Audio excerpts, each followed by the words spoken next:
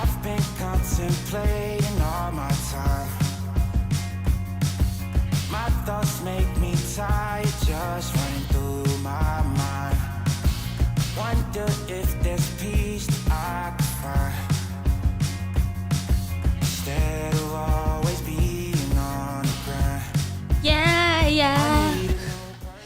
Woo! Okay, we're on the toxic gossip train, guys. We made it. I just pulled into the station. Whew. That was a close one. I'm only 15 minutes late. I guess we're not on the German trains. We're on the America trains. We're in the Miami trains. There are no trains. There's like a tram. So there's only 3 stops. And we're on it, girlies and boys. We're here. We did it. We made it. Barely. And by we, I mean me. So I was shopping. I was at the Home Depot, as they say in France. And, it was a hot day. We had to load stuff into the trunk. It was a whole thing. So, it took time. Took time and energy, and I was a little late. So, but I'm here, 7:15. That's close. Right in the nick of time. Okay, so welcome. This is sort of a surprise stream. I did not have it set up early enough because technically I was off today and I'm off tomorrow. So I was like, well, maybe other people have off. Maybe I don't want to stream. God, I don't want to stream today. No, I do want to stream, but I wasn't sure if the shopping was going to be in the way. So anyways, that's my explanation. Now we're here. Again, we're on the train. We're on the toxic gossip train. I need to be honest. Okay, but first, hold on. What up, homie? What up, homies? Everyone, what ups? What ups to everyone? Especially if you're at the Cheesecake Factory waiting for it to open. I'm outside the Cheesecake Factory waiting for it to open. There you go. So other than knowing Miranda Sings as a character, knowing she existed out in the world, and knowing that there was a Netflix show called Haters Back Off in existence, I had never spent much time looking at, caring about, contemplating Colleen Ballinger's content. I will be 100% honest. So I feel like I'm sort of, I've watched, 5 maybe videos about the drama, mostly about the apology video.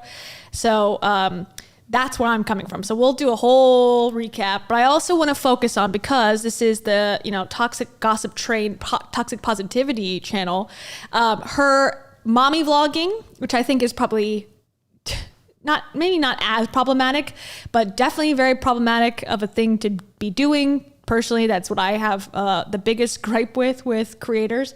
We're going to talk about a self-help book that she wrote, but it was like written not as Colleen, but as Miranda.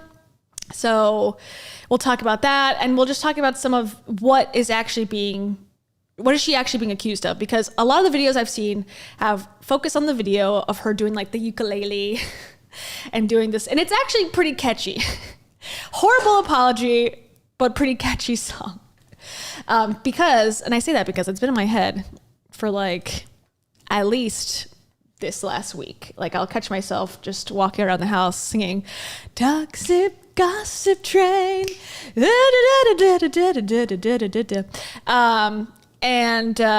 So we'll talk about that too, but I'm not going to focus fully on that because we can dissect that video for a million years and say like, why did she say this and why did she say that? But I'm sort of not totally fully understanding what the accusations are. There's a lot floating out there. There's like texting underage kids or DMing them on Instagram. There is having inappropriate content in her live shows. There are questionable characters that she's portrayed. There's a bunch of stuff. So I want to kind of get it in order, decide as a collective, or decide for yourself which things you think she deserves to be canceled for, or maybe not canceled, but would love an explanation as to what you were thinking there, or hey, actually she's totally great and there's nothing wrong at all and everyone's overreacting. That could be a possible outcome. I doubt that for some reason, but you never know. But she seems to be also, just like from looking briefly at her content, at least in the last couple of years, it's very much like the basic mommy vlogging shit where it's like, I told all my, like you can see, it's like, which twin loves me more? Okay. Let's talk about her diagnosis. I don't know what diagnosis that is. Puts her kids all over the page, as you can see. What else? Okay, these are pretty standard stuff, but Mother's Day surprise. She had one, I don't know where it is, maybe it's on home, where it's like, she has like 17 videos about being pregnant. So it's like, maybe it's not this one. She's got like a bunch of channels she's got. So, okay, let's just start from the beginning. We'll start exploring now. So from what I understand, she had this character back in like early YouTube days called Miranda Sings. So let's start there. So, and also I'm going to read the chat better. I've been not so great about reading the chat this whole time because sometimes it comes in so fast and I cannot read and focus, but I'm going to try much, much better. Yes, so she has, oh, thank you, Rainy Cannon. But I'm not in the members list. Oh, sorry. That's my fault, Rainy Cannon. I did not update the list myself because I go in every time. Well, not this time. Every other time I go and I add people in manually into the list. And I just was like in a rush. So I will add you. I promise. I will not forget. I'll write it down on a physical piece of paper. On my tarot pen. Look at this. It's a little pen of tarot. Oh my gosh. I got this for Christmas. Thank you. Okay, so let me write that down. Rainy Cannon. Rainy Cannon deserves retribution. Oh, okay. Colts. For sure. Welcome, Angela Barba. Thank you. Welcome, welcome, welcome. Okay, so Miranda Sings. If you don't know, this is a character that Colleen Ballinger portrays. And there is some controversy about that specifically because some people say, from what I've read and understand, that she has a mental illness or like she's on the spectrum of some kind. She's kind of portraying someone who's got an intellectual disability, and it's sort of been, commercialized to be a big joke, and she's portraying it, so it's okay, but also it's making fun of people who, can't read, can't write, and that became sort of evident when I was looking at the self-help book that she writes, because she again writes it in the wording and the cadence of Miranda Sings. So let me just bring this up, and I promise you we'll have all of this figured out, meaning like who this person is, what's going on by the end of this. But basically, so early YouTube, she starts this character and she's got like a silly accent. I used to be able to do the accent like this morning, but I don't feel like I can do it again without screwing it up. Tide Pods. You want to eat some Tide Pods? Cake Pop Tide Pods. That's how it doesn't sound. But here's the self-help book. And again, it's written not by Colleen, the superstar performer, but Miranda Sings, her character she's portraying on YouTube, which is a big joke. So here's that book. Here's a little intro of it. Okay, it's a real book produced by Gallery Books, an imprint of Simon & Schuster Inc. Okay, so here it is. So here's number one accusation. She's using intellectual disability as a joke. Okay. I'd like to dedicate this book to the most important person in my life, myself.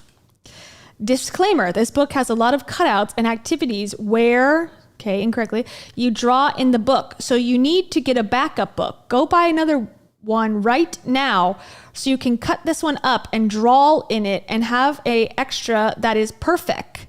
I can try to do it in the accent, but I don't know. This book has a lot of cutouts and activities. Okay, I can't do it.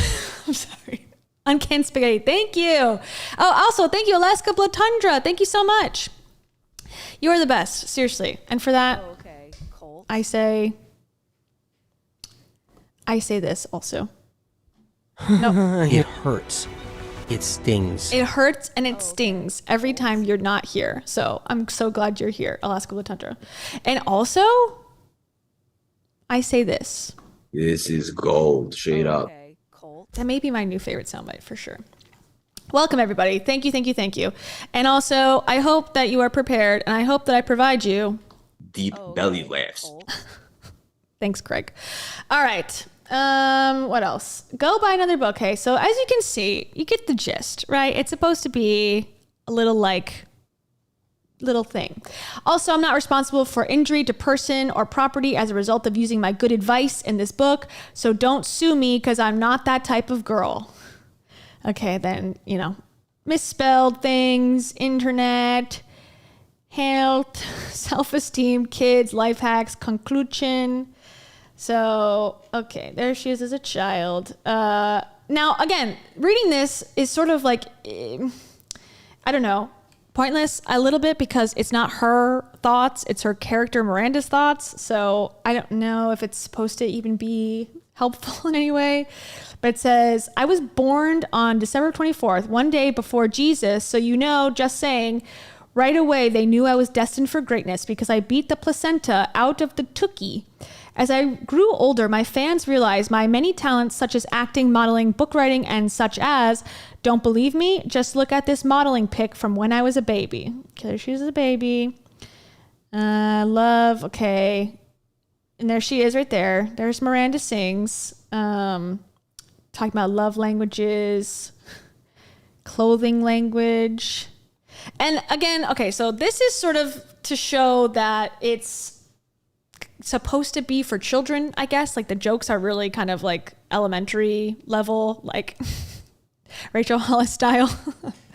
Like, very low level kind of jokes. Like it's meant for kids, teens, I guess, is sort of the vibe I'm getting. I don't think any adult person would buy something like this and think like, wow, this is very funny and great. Like I think it's meant for kids. I guess. I don't know. But we're going to come back to the book. This is the self-help part. There's also other self-help parts. But let's just talk about who she is generally, how we got here. Let's start from the beginning. So let's go to the wiki just to kind of get up to date on all the things. So I can also judge her fairly as well. Okay. So she was born in 86. She's best known for her portrayal of Miranda Sings. Okay, that's the lipstick character. She performs one-woman comedy on tour. She's currently on tour right now also, which is kind of awkward given what's going on. And she was in a Netflix series called Haters Back Off for 1 year. She created the comically talentless, egotistical, and eccentric character to satirize the many YouTube videos featuring people singing badly in hopes of breaking into show business, but who appear unaware of their lack of talent. Okay, so I guess it's a satirical take on untalented people on YouTube, is Miranda Sings. Okay, then she also has, now, like I said, she has like 1,000 other channels. So this is her main channel that has 10.7 million subs, 922 videos, and she posts as the character once again. Okay, and then she's got a vlog channel called Colleen Vlogs. Her YouTube channels combined have surpassed 5 billion total views. The Miranda Sings channel has more than 10 million subs, and the character has more than 13 million TikTok followers and 6 million Instagram followers. Okay, let's go there. She won a Teen Choice Awards for Web Star Comedy. Okay.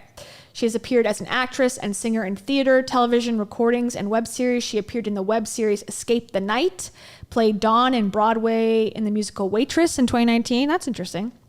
She guest starred as Miranda Sings on Comedians in Cars Getting Coffee with Jerry Seinfeld. I don't remember that one. And has appeared 3 times on The Tonight Show, among other talk shows. She has also published 2 best-selling books written in Miranda's voice called Self-Help and My Diary, spelled like diarrhea, but diary. Okay, so, I'm laughing, but obviously now, like maybe back in 2006, when did it start? It doesn't say when she actually started her career on YouTube. There was a lot of questionable, racy, what's his face? Shane Dawson had, Shanae as a character back then. Now we sort of look at that and go, okay, that's offensive. This seems to be in the same vein as like early YouTube, pushing the line. Kids love it, but it's a little bit out of touch these days. Okay. She was born and raised in Santa Barbara, California, the daughter of Tim, a sales manager, and his wife Gwen, a homemaker. Ballinger was homeschooled during middle school and attended San Marcos High School and graduated in 2008 from Azusa Pacific University, where she majored in vocal performance.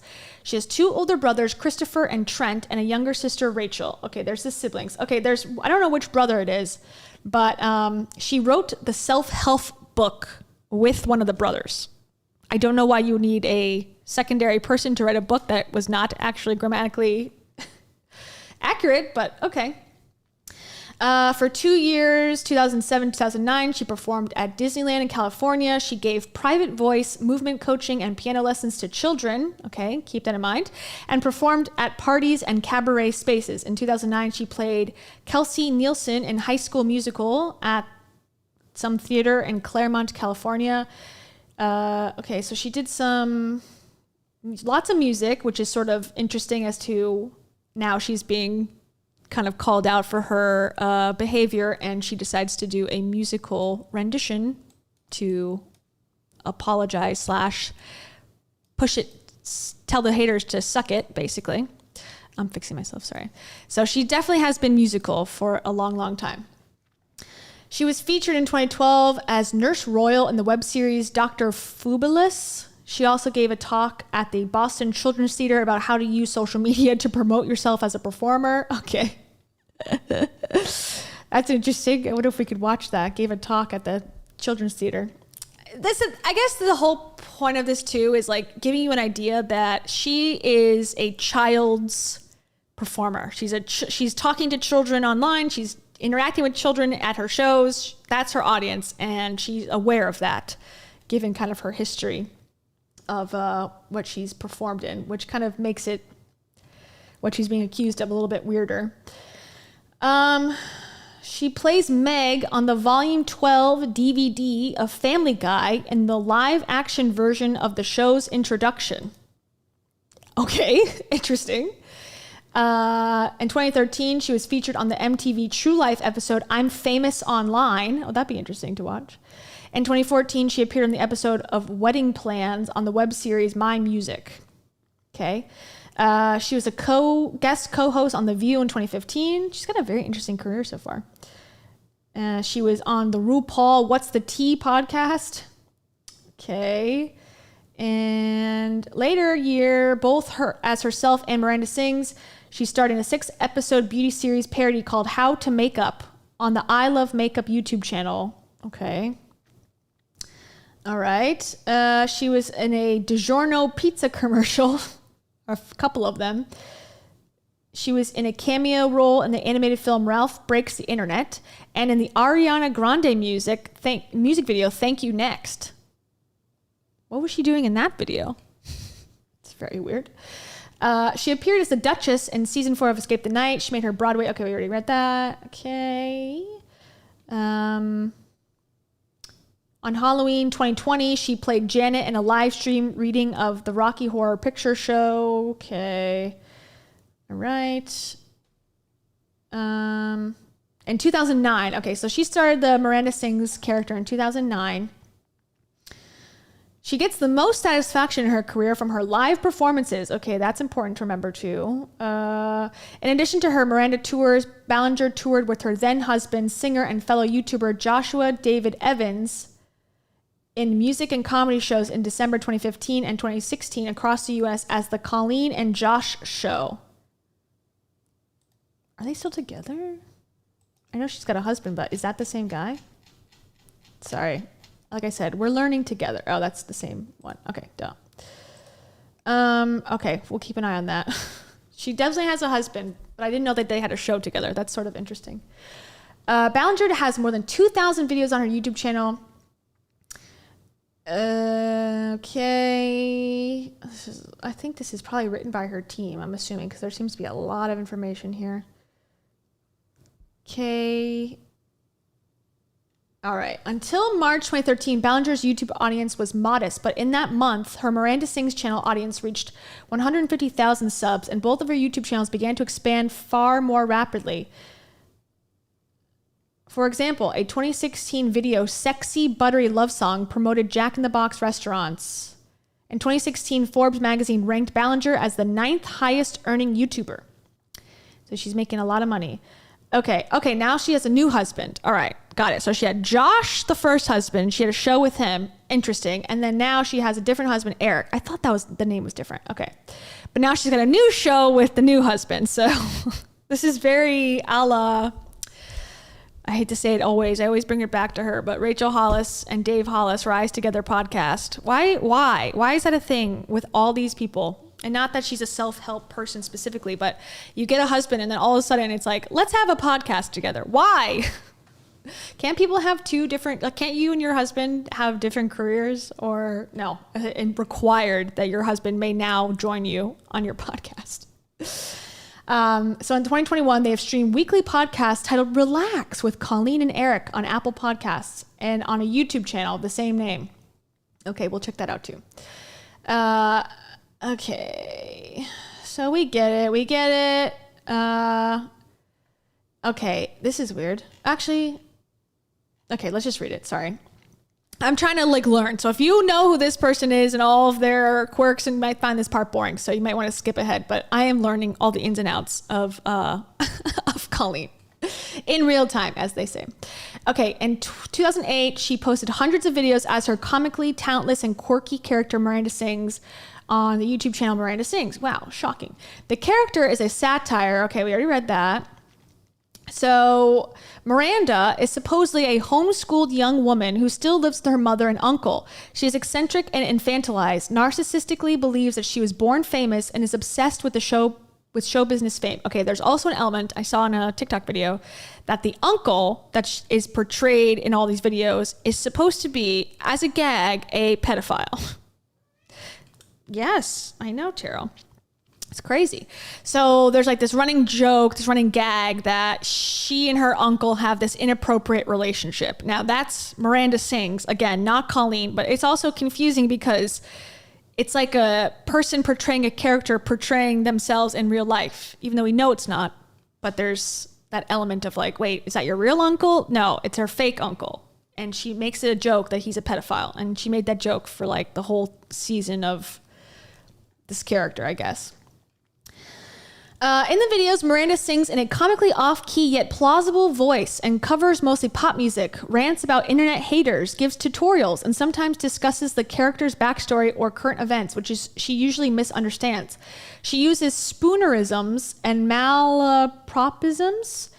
I don't know what that is, sorry, is irritable, ludicrously self-absorbed and self-righteous, socially awkward, and has a defiant, arrogant attitude. She responds to viewers who take the video seriously and offer criticism with the catchphrase, haters, back off, telling these critics that haters make me famous. The character displays unusually active eyebrows and a crooked smile. Her head is cocked to one side and she has pronunciation quirks. She wears bright red lipstick drawn beyond the borders of her lips, dresses in a mismatched, out-of-style clothing, and often dances stiffly to the music she is performing. Her views of society and morality are politically incorrect, and she displays a strong aversion to anything risque, which she calls porn. From 2010 to 2012, Ballinger posted Miranda video blogs to the second Miranda YouTube channel, Miranda's Vlogs. Okay, so just again, to unravel this a little bit more. She's got the character channel, Miranda Sings. Then she's got a vlog channel of herself, the actress, Colleen Ballinger. Then she has a vlog channel about her life as Miranda Sings, as the Miranda Vlogs channel. Oh boy, okay. So Miranda Sings, though, doesn't feature any other channels, interestingly enough. But here is the other one. Colleen Ballinger channel, that's her. Then Relax with Colin and Eric. Then we got Miranda Sings. Then we got Ballinger Family. This is where I'm like, stop it. Rachel Ballinger, don't know who that is. And Corey DeSoto, don't know who that is. But those are all featured on this channel. Okay, we're getting there. We're going to read all about what Instagram is in a second. I'm just kidding. I'm just joking. We'll start watching videos in a second. I'm just getting the background caught up here. Ballinger based the character partly on young women that she knew in college. That's nice. She told the Times of London, there were a lot of cocky girls who thought they were really talented, and they were so rude and snotty. Then I saw all these girls trying to make a career out of putting videos on YouTube of themselves singing in their bedrooms, clueless to the fact that they were terrible. Oh boy. She seems like a mean girl. At first, the Miranda videos were meant to be an inside joke among Ballinger's friends. In March 2009, however, a Miranda video called Free Voice Lesson quickly became a sensation. The video consists of bad advice about singing technique. Miranda's videos drew predictably sharp criticism on YouTube, and as they became popular, Ballinger modified the character in response to the negative comments. She says, I took what people hated and exaggerated it more in the next video. The online critics were so harsh that Miranda became a hero of the anti-bullying movement. Ballinger uses humor and satire to challenge ideas of popular femininity. Miranda Sings puts on monstrous makeup to perform parody music videos, rejecting being conventionally pretty. This is quite the Okay, Colt. JLB nerdy, thank you. This is quite the I don't know, thought out performance art, I guess. This is about people she knows in college, but also the haters are used as like a way to make the character more cringy on purpose. Okay. Interesting. JLB Nerdy, thank you so much. JLB Nerdy says, Kia, there's Colleen. Sorry for screaming. Well, there's only one soundbite I can play for that. There's Colleen. There's Colleen, our favorite. Heidi, are you doing okay? No. Heidi, come on. It's okay. We all know. Humans exist, and you're one of them. Side note, Heidi is where I was like, and Rachel's in this similar boat doing all this like new age stuff. She sort of has jumped off a little bit, it seems like. But where I was in 2019, 2020, doing all this holistic bullshit, trying to like heal myself and avoiding therapy at all costs, I see Heidi Powell's Instagram. I'm like, girl, I've been there. It ain't fun. Get out of there quick. But it takes time to convince someone to leave that world, unfortunately. It's okay to cry. Okay. All right, Heidi. They're going to be dropping some really powerful, amazing, life-changing shiz in therapy, and you should go to it, as we all should. Anyways, okay, back to it. All right, we're almost there. After Ballinger became pregnant, so Colleen became pregnant in real life in 2018, Miranda became a pregnancy storyline in which she claims to be the Virgin Miranda with a virgin conception. Ballinger mentioned the story arc on a July 2018 appearance on Live with Kelly and Ryan. When Ballinger gave birth, she tweeted about it from Miranda's account as well as her own. Okay, so then she does these live shows. So let's take a second before, she's got a self-help tour in 2014. Oh, Lord. Okay, let's take a second here and actually hear from her for a second. Let's watch. Okay, it says, I caught an intruder in my house. The last time she posted on her Miranda Sings channel looks like it was 4 weeks ago. Unless she did live. No, that was a year ago. Okay, let's just see. This is called My Stalker Showed Up at My Live Show. Here we go. Thank you to Harper and the Sunshine Gang. Thank you for choosing sadness for 4 months. You're almost halfway there to the incubation period of being a member for 9 months, which was a inside joke sort of from a couple of streams ago. So welcome, you're almost there. Thank you for choosing sadness for the last 4 months. I appreciate that. This is how I feel about this. We're best friends. Everyone who's been a member for 4 months, we're best friends. There's no parasocial relationships anymore. We're just actually best friends. And if you believe that for real, I'm going to smash your phone. I'm going to smash your phone. Am I being for real? No. No. Oh! Surprise! Surprise entrance. Thank you, Harper and the Sunshine Gang. I appreciate it. Okay. Back to it. Back to Miranda. We're just going to get a little sneaky peek at what type of content she's making, in case you'd never saw it before. Microphone. Grow up for once in your life. Okay, I don't know. It doesn't work for me. I've tried so many times. Okay. I mean, like I said, I've seen like 2 videos ever in my whole life of her. And this is sort of the same vibe that I remember, but it's for children, right? Like we can all be in agreement. Like this is content made for children. So there you go. If you were wondering what type of content got this whole thing started. Okay. So there we are. Now that's her character. Now then you have Colleen Ballinger, new vlogs every day. And this channel has 3.34 million subs, has over 1,000 videos, almost 1,500 videos. It says, hello, my name is Colleen Ballinger, and I got popular on YouTube a decade ago because I created an egotistical weird character named Miranda Sings. Even though my life basically just consists of baking, mental breakdowns, and playing with toy trucks with my 2-year-old, I film my life every single day for you to enjoy or make fun of. Your choice. Love ya. And she started this in 2014. Okay. So the most recent video is the one in question, the biggest one that has blown up, has 7.5 million views. It's her ukulele apology video for what she's been accused of. And then before that, it was a month ago. It said, my big audition, I'm so nervous. And then another one, which twin loves me more? Yeah. So sad news about her chicken. She's crying. Her nighttime routine, she's cutting her bangs short. She's sorry. She was sorry a month ago too. Okay, let's look at this one for a second. She was sorry a month ago as well. Hi, I'm Colleen, and you're watching a mediocre vlog of my life while I'm on tour. Enjoy! Hola, whoa, I am backlit. Can you even see me? Anyway, hola everybody. I have not done my hair yet today. I leave tomorrow for a tour. So she's got the station say the tour. I guess that's it. In the biz, they call it tour. Okay. So I want to hang out with my kids today and spend some time with them. We're planning and prepping for the shows, and I am very nervous and very stressed. I got a couple packages. Let's see what they are. We're starting off the day with packages, guys.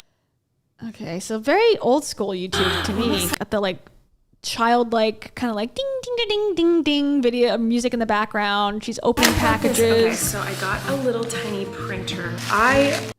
Okay, this is pretty benign content. And then, okay, as you can see, her children featured very much throughout. Okay, now she's in bed. So funny and so cute. I have a lot of packing to do, so I'm gonna pack and edit and then go to bed and wake up and fly to Philadelphia. And suitcases everywhere. That's what my night's gonna be, so I'm gonna go. But I love you guys, and I'll see you tomorrow. She loves us, Hi guys. I am not in Philadelphia. I'm supposed to be in Philadelphia right now, and I am not. I'm not gonna edit this very much. I'm just gonna tell you what happened today, because it was one of the worst, craziest travel experiences I've ever had. Before I get into like the whole story of what happened today, I'm just gonna bite the bullet and say the bad news. The show in Philadelphia is gonna be postponed, unfortunately. I'm really sorry to anyone who's excited for the show. Why? I hate that I have to keep having these conversations with you guys and have to keep postponing shows for various reasons. It kills me every single time I have to do this. It might not seem like a big deal to other people out there, but like it's always a very big deal to me, and it always sucks. We did everything we could to try to make it happen. We desperately tried to figure out a way to get to Philly, and we couldn't do it. We tried so hard. I just wanted to start off by saying, why, was there like snow or something? Why? I'm so sorry to anyone who's disappointed, who was looking forward to the show. I was so looking forward to the show. It's my first show back since everything happened with my voice, and I haven't performed in so long. I had new material I was excited to try out. I was really excited. So the show in Huntington is still happening on Saturday, but the show in Philly tomorrow does need to be postponed, and we're gonna try to get that rescheduled and figured out as soon as possible. But please know if you're disappointed, if you're sad, like I'm so sad too. And Like, if you're disappointed and sad, like I'm also sad, so so shut up. Let's see what she says. I'm super bummed, and I'm so sorry, and we're gonna reschedule it and come back and do it another time. And if you can't make the new show date, you will get reimbursed for your tickets, or if you just don't want to come to the new show date, you can get reimbursed for your tickets. But I'm really sorry. So anyway, this is what happened today. For some reason, finally, lately, I guess ever since the pandemic kind of happened, and people started traveling again, flights, it seems like they're way more expensive and there are way less flights. I don't know why, but that seems to be the situation. Just as someone who travels a lot, I used to have the pick of the litter with all these different flight options, and you couldn't, the flights are too expensive? What? Okay, this is like a totally side note, but I'm like invested now. They were reasonably priced, but now everything is so expensive and there's like just a couple flights a day to the city you want to go to. It's frustrating. Anyway, there weren't many flight options for us to get to Philly, and the only options that I could find were connecting flights, which I typically don't like connecting flights because I'm worried that my luggage will get lost or the flight will get delayed and then we'll miss our connection and whatever. And that's happened to me a lot in the past. It sucks, but you deal with it, you figure it out, and life moves on. So we're in the air, we're flying into Denver. I was like, oh, we're gonna make our connection. This is great, we have plenty of time. And right after we land, the pilot was saying something and he said, welcome to some airport I've never heard of. And I looked at Corey and I was like, what? We're not in Denver? And then he said, we're in the city of, I literally don't remember what city it was, but it was not Denver. And the flight attendants weren't telling us anything and the pilot wasn't telling us anything. The flight attendants were like, just be patient, everyone, because everyone on the plane was like, what's happening? Like, why are we in a different city? Like, what's going on? Eventually, we found out that there was a lot of wind and bad weather going into Denver. So to be safe, they needed to land somewhere else. So they found— Wouldn't they tell you that? Wouldn't they say like, hey, we're emergency landing in Milwaukee or whatever? I don't know. I don't care anymore. Okay, so she canceled the show. She's able to say sorry, I agree, in this one, but can't say it in the video that we're gonna watch. Let's just watch this one. Then let's watch the video of one of the people, the main people who was involved in her life in some way. He's got a lot of accusations. We'll watch that next. And he actually accused her of being like inappropriate and kind of causing issues in her life couple years ago, and it didn't really take off until recently for some reason. So, okay, let's get to it because it's catchy. And catchy and cringy. There's 14,000 comments. The top one here is, this is so painfully millennial. I tend to agree. Okay, here we go. This is 10 minutes. And this is after being accused of all the stuff we're going to talk about in a minute.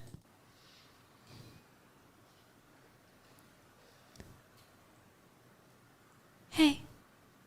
I will say though, before we even get started on this video, based on just that short actual like Colleen Ballinger vlog that we just watched, that is old to me, like outdated YouTube style where it's just like vlogging your day and then setting up the camera and talking and putting that music underneath and opening packages. Like that to me is sort of outdated, and maybe I'm wrong because I'm too old and it's already new again or something. I don't know.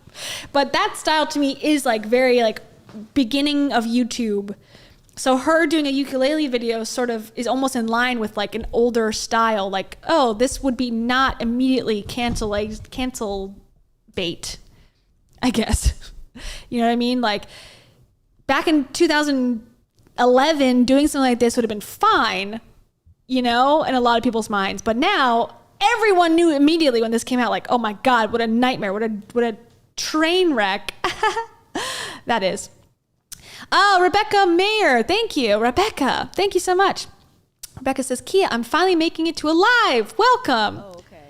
Colt. You're welcome. Anytime.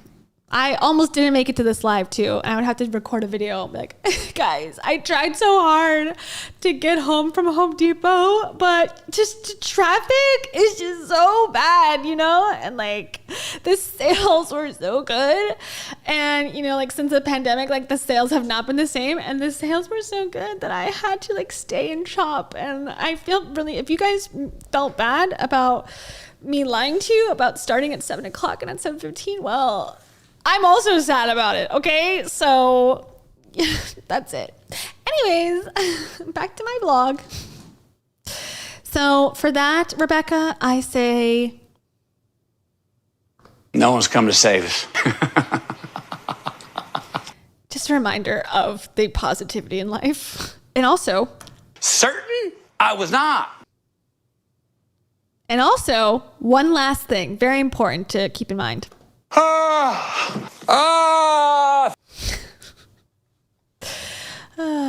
Okay. Thank you, Rebecca. I appreciate that. Okay. Back to Colleen. Hey, it's been a while since you saw my face. I haven't been doing so great, so I took a little break. So a lot of people are saying some things about me that aren't quite true. Doesn't matter if it's true, though. Just as long as it's entertaining to you. Okay, so the first 30 seconds, she's like, I took a break. You haven't seen my face in a while. This was posted 5 days ago. Before that, on this channel, she had a month. So, you know, I don't know. A month is not that long even, but okay, we'll give it to her. And she said things that aren't, some people have been accusing her of things that aren't quite true. Okay, so she's not saying that they're not true. They're not quite true. Thank you, Pablo Hormone. Thank you, Pablo Hormone. You gotta get those balanced, Pablo. That is important. Eat your seeds. Oh, okay. Eat your seeds, Pablo. He's like, what? I don't know. It's apparently very important for you. Okay, you know I have to say this, Pablo. Thank you so much. And also, I am Buzzing with joy.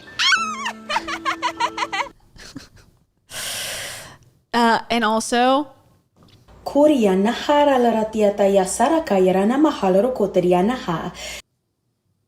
that's for you, Pablo. Thank you very much. Okay, back to it. You guys having fun? All aboard the toxic gossip train. You're chugging down the tracks of misinformation. The toxic gossip train. You got a one-way ticket to manipulation station.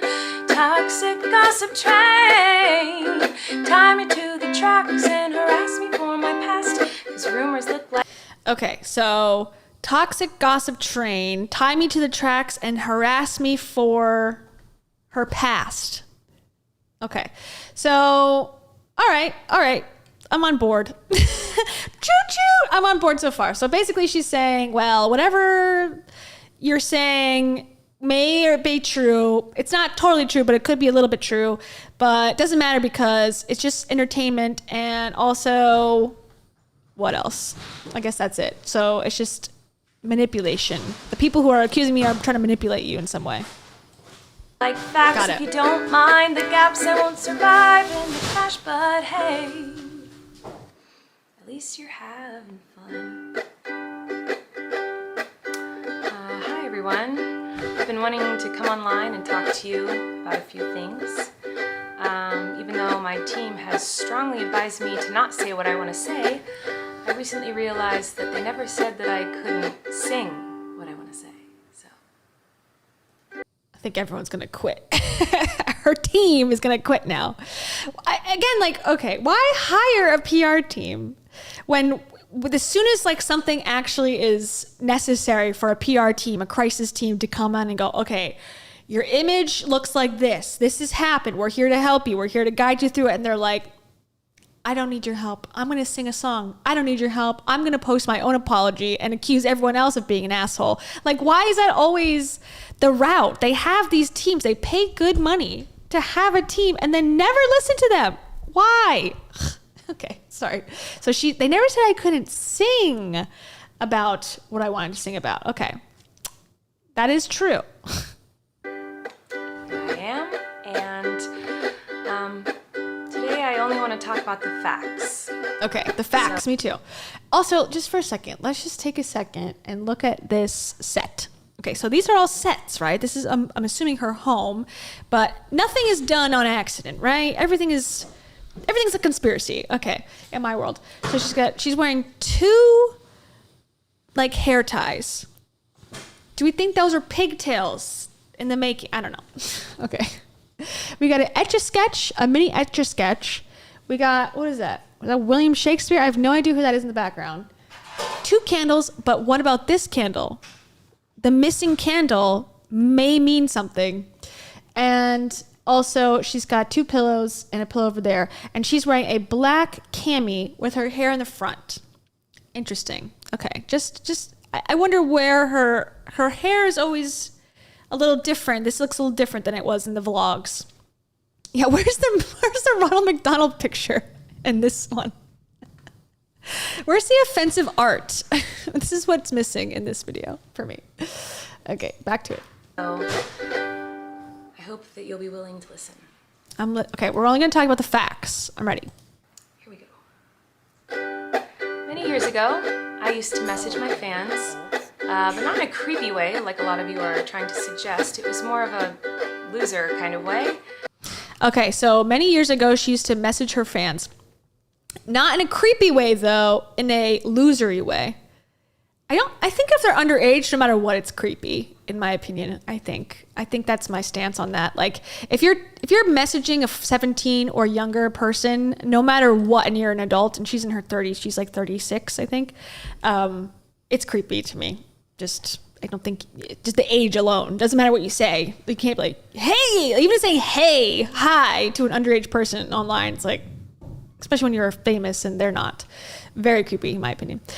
Rachel Oates covered her children's book. Okay, yeah, we can look at that too. Thank you, beauty school dropout. Member for 2 months. Woo! You're almost there to the toxic gossip membership 9-month train.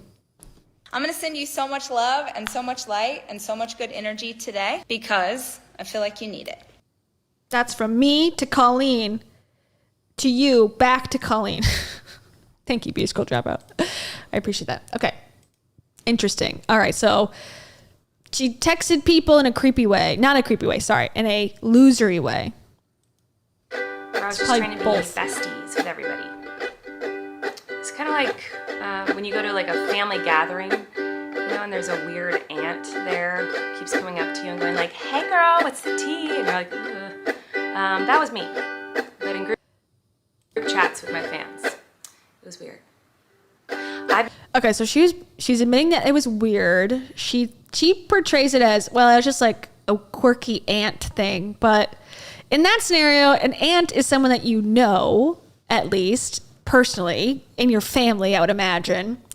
How did you, maybe this is answered at some other video, but how did they get her number? Like, if I wanted to text John Mayer, which I would if I could, how would I go about doing that? How did people, so she, like, people DM'd her and like said, hey, can I get your phone number? And she's like, yeah. Are you 14? And they're like, yeah. Then she said, okay, let me text you real quick. Is that what happened? Someone let me know, because that's weird.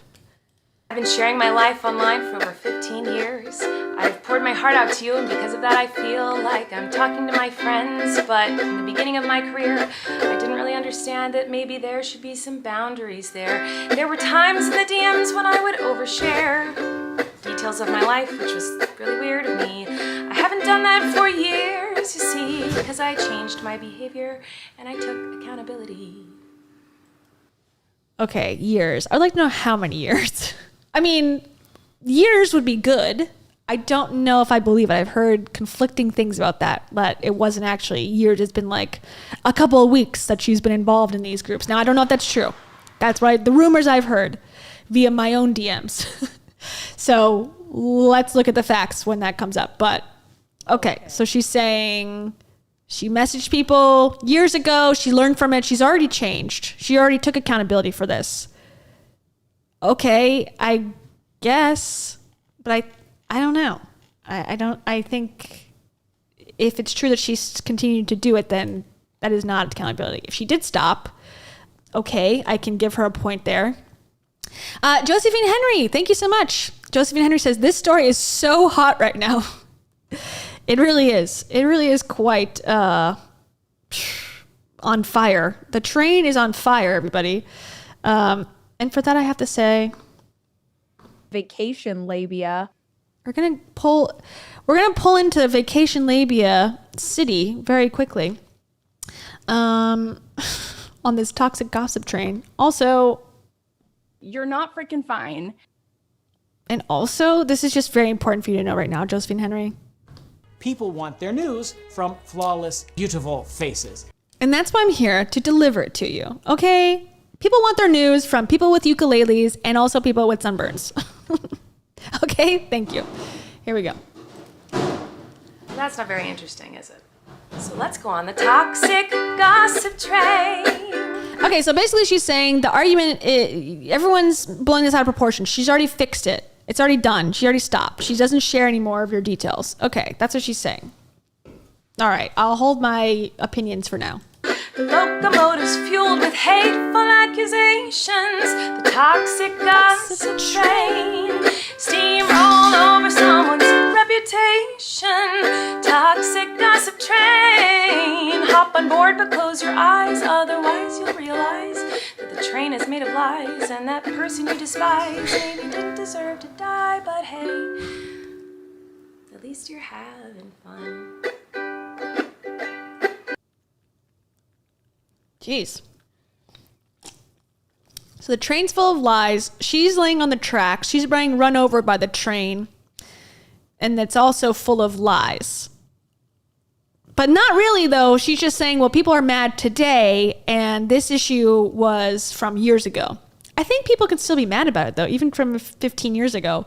It's still fair to be upset about things being done. Now, should people move on at some point? I guess. But also, it's still fair, and that's kind of the culture we live in now, which is like looking back at old things and going, should we support this moving forward? That's kind of typical now.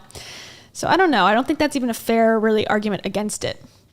And she's alive. She's not dead. Her career is not over. She's on tour right now. She's posting to YouTube. No one's canceling her where they're cutting off her platform. So dead how? She's like, I don't have to die for this. It's like, you didn't. You're being talked about. That's it. I don't know. In all seriousness, I do think it's really important to hold people accountable for their mistakes. We should hope that everyone can learn from their mistakes and grow and change their behavior and be a better person. Sure. This is something that I've always tried to do when I make mistakes, and it's something that I will continue to try to do. What? Oh, you don't care? Oh, okay. I thought you wanted me to take accountability, but that's not the point of your mob mentality, is it? No. Your goal is to ruin the life of the person you despise while you dramatize your lies and monetize their demise. I guess, like, what's the alternative? Whenever this happens, and I always go back to Rachel Hollis, I'm sorry. But, like, Rachel Hollis did this whole thing, too, where she went on a toxic gossip train tour a little bit. She sort of stopped it when it didn't go in her favor. But, she stuck up to the haters or pushed back against the haters and said, like, I can say what I want to say, and I was just defending this person and blah, blah, blah, blah. And, like, kind of like defiantly pushed against it as if like the problem is not what happened. The problem is truly the people who are upset about it. Like, we've blown it out of proportion. And it's like, but so if this happens, what is the correct procedure? So I'm upset because someone's accused you of, grooming them, which is what basically the accusation seems to be, one of the biggest accusations against her, that she was messaging underage kids, getting them, to trust her, like her, tell her secret details about their sex life and things. We're going to go into those details, but that's totally inappropriate. So what would the right reaction be from the public? Like going like, she must have changed by now and just move on? Or like what? I think if her children were being messaged, she has 3 children. If all 3 of them or one of them was being messaged by an adult man or woman, I think you wouldn't just go, she wouldn't say like, oh, no problem. I'm sure he's changed. I'm sure she's changed. It's been 15 years. Like, no, we want to like acknowledge it, see what the deal was, and then decide where to move forward. I just like, yes, okay, people should not go to her house and throw, bombs at her yard or something. Like, of course not. Or, harm her in any way violently. But it's just like, what? I like the outrage at the people getting angry at the main problem. Like, I don't understand. Like, maybe it's blown out of proportion, but maybe it's not. So I don't know. It's just such a weird stance to take. Like, how dare you express emotions at me? It's like, unless they're good, unless they're positive and praiseful and worship-y, that's wonderful. Do that all day. But if it's even like the slightest critique, it's like, how dare you? I don't know. I'm going off on a weird tangent. I feel like I can already hear the comments on this video. She's gaslighting, manipulating. Oh, she's a narcissist and a rat. I would never make a mistake like that. Oh, I'm sorry, I didn't realize that all of you are perfect, so please criticize me. Bring out the daggers made from your perfect past and stab me repeatedly in my bony little back. I'm sure you're disappointed in my shitty little song. And I also think that's a stupid argument too. I hear that a lot. It's like, oh, I'm sure you're perfect. It's like, no. Do you have to be perfect to make an accusation? Like, do you have to be perfect to have an emotion? Like, I have to have a perfect life to then think like grooming a child is inappropriate? Like, no, I don't think so. I think those two things are both equally okay to be at the same time and do at the same time. Like, I'm an imperfect human being everyone out there is an imperfect human being, I can also think that this accusation should be taken seriously and there should be some sort of accountability, as she said. Personally. I know you wanted me to say that I was 100% in the wrong. Well, I'm sorry. I'm not going to take that route of admitting to lies and rumors that you made up for clout. Okay, which ones though? Which ones? Which lies are true and which ones aren't? That's what I want to know. But she doesn't go into it. Hey everybody, I found someone new to harass. She did some things that I do not like in her past. So everybody gather round, cause we're about to attack. But not based on facts, oh no. Your loaded lethal weapon is your fingers on the keys. You don't need any armor when you can hide behind a screen. So shoot me down quick, hit the click and bam. My reputation's deceased. Okay, another thing. So in this world of performance and YouTube videos and live performances or acting in general or influencing, I've talked about this before too, the whole career is based on people liking you, right? The whole career is based on that. Likability, relatability, right? You're selling people who want to be like you in some capacity or want to be entertained by you. That's the exchange. You're exchanging your life story in some cases for the vlogs, whatever, your time, effort, whatever, to be a character in this case. Okay, so then when people don't like you, that is the career. Like, okay, well, I got to move on to something else because I can no longer make money from this. But then it's like this like anger and like, how dare you not like me? It's like, I don't get it. I just find it so, but it's like they don't understand or they're so entitled at a certain point. Like I deserve people to show up to my events because I'm me. Like I just find it to be your not career, but like if I was a McDonald's, if I owned McDonald's and I started making a shitty burger and people stopped coming, I'd be like, well, I made a shitty burger. People don't like it. I better close up shop or start making the burger better. People don't like your behavior. They don't like your performance anymore. Like, why are we being shamed for it? That's business, baby. Like, what do you mean? I don't know. That's why it's like this, like, it's because they've made their lives their work. So when someone criticizes their work, it's criticizing them as a person. That's not our fault. Sorry, babe. Anyways. I also wanted to take a minute to talk about that girl, Miranda Sings. You know the one. Yeah, her. She's PG-13. It says that on my website, and it's always been that way. And that's why you won't find my videos on the YouTube Kids app. Anyway, I didn't realize. Okay, but we all know, I think, your audience is children. Like, the content that we watched earlier, that's child's content. Like, 13 is still a child, too. So, 13 and up, all right, sure. But, okay, so 14-year-olds, you're cool to text? Like, I don't know. Okay, sorry. 14-year-olds are also children as well. It was my responsibility to decide what was appropriate for every kid to see. I've always relied on parents to decide if they're comfortable with their families watching my YouTube videos or coming to my live shows. Now, I wish she would go into more details because I'm assuming she's going to talk about the fart joke thing. And to me, this might be controversial. I apologize. I am a toxic gossip train conductor. That one, the one about the girl, she was like 16 and she went on stage and she was like embarrassed about being kind of made fun of on stage, and she had a dress on, her legs were up on the stage. It was kind of like she felt, inappropriate. The whole thing was sort of inappropriate. I find that to be one of the lesser important, serious ones, just because there is a few layers there that should have been done by the parents, number one, by her herself at 16, not going on the stage if she was in a dress, by Miranda herself too, but I think that one may have gotten blown a little bit out of proportion personally. I know I saw a TikTok of the girl, she's now a woman, I believe, an adult now, saying that it was like a traumatic event that was not sexual assault, but almost sexual assault. I just felt like that was a little bit extreme personally, but that's just also me seeing a TikTok and kind of judging it quickly. So, but I wish she would like address that more head on instead of like singing about PG-13. Like it just kind of loses a little bit of like the actual conversation that could be had about personal responsibility of parents allowing their kids to see things that are inappropriate.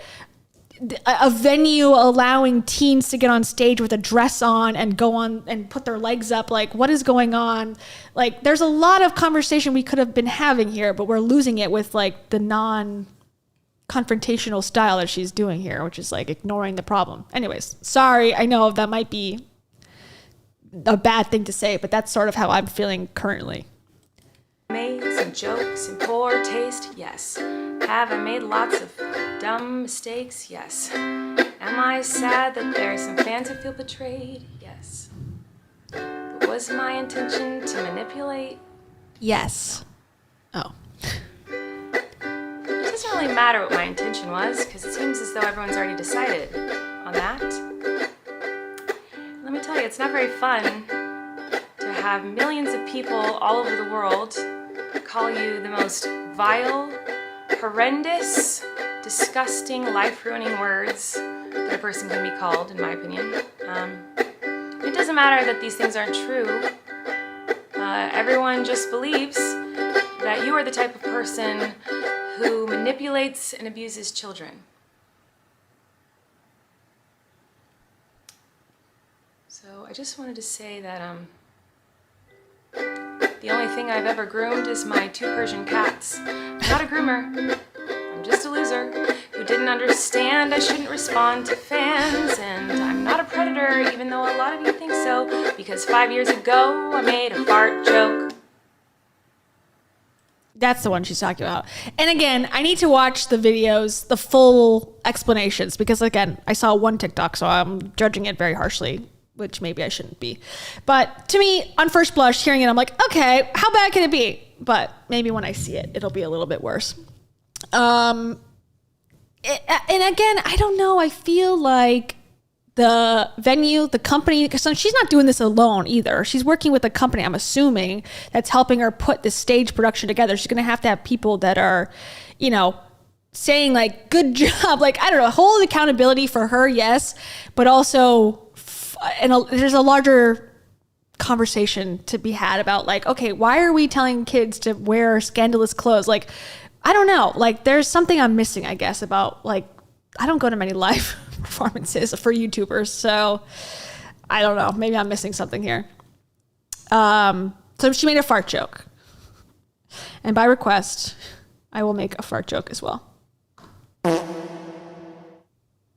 was me. I'm sorry.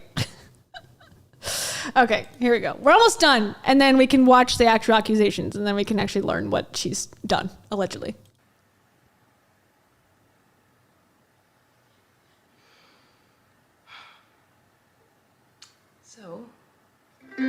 That part I think is the cringiest part, like the belabored breath in between her making a powerful statement, like, yeah, I made a fart joke.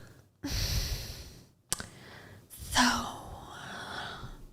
she's just been online too much. She's recorded her life too much. I think you get a little loopy after a certain amount of hitting the record button. You hit the record button on your phone or your camera more than 1,000 times, you instantly go a little cray-cray. No, I know this video won't change anyone's mind about me. I mean, it could. It was important to come on here and defend myself a little and take accountability.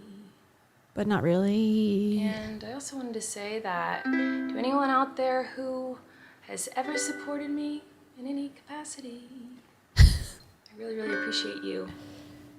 Thank you. For what it's worth.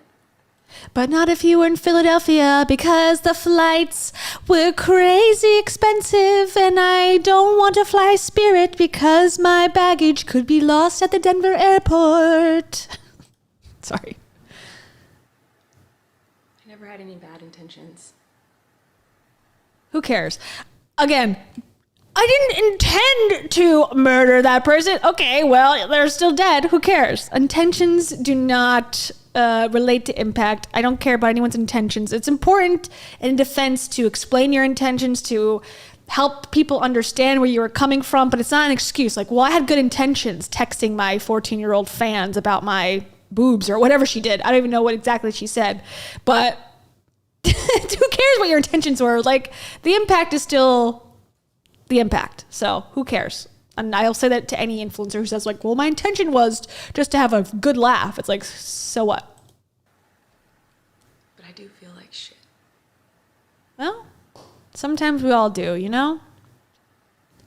But why do you feel like shit? She doesn't feel like shit because so it seems, that she felt like she really fricked up. She really messed up and she's like confused about why she did it and she's like regretful. She feels like everyone bullying her, ganging up on her is the problem. And I feel like that is why she feels bad, not because she made mistakes, really. It's that she's being held very accountable for those mistakes by other people. The toxic gossip train, chugging down the tracks of misinformation. Toxic gossip train, you got a one-way ticket to manipulation station. Toxic gossip train, you tied me to the tracks and harassed me for my past. Rumors look like facts when you don't mind the gaps. I won't survive in the crash, but hey. Okay, that part, I'm like, is that a threat against herself? Like, I'm not going to survive the crash. Is that like her career? Is she threatening to hurt herself? I wasn't sure about that. What do you think? I don't want to jump to conclusions, but it seems a little bit like a foreboding thing. I hope you had some fun.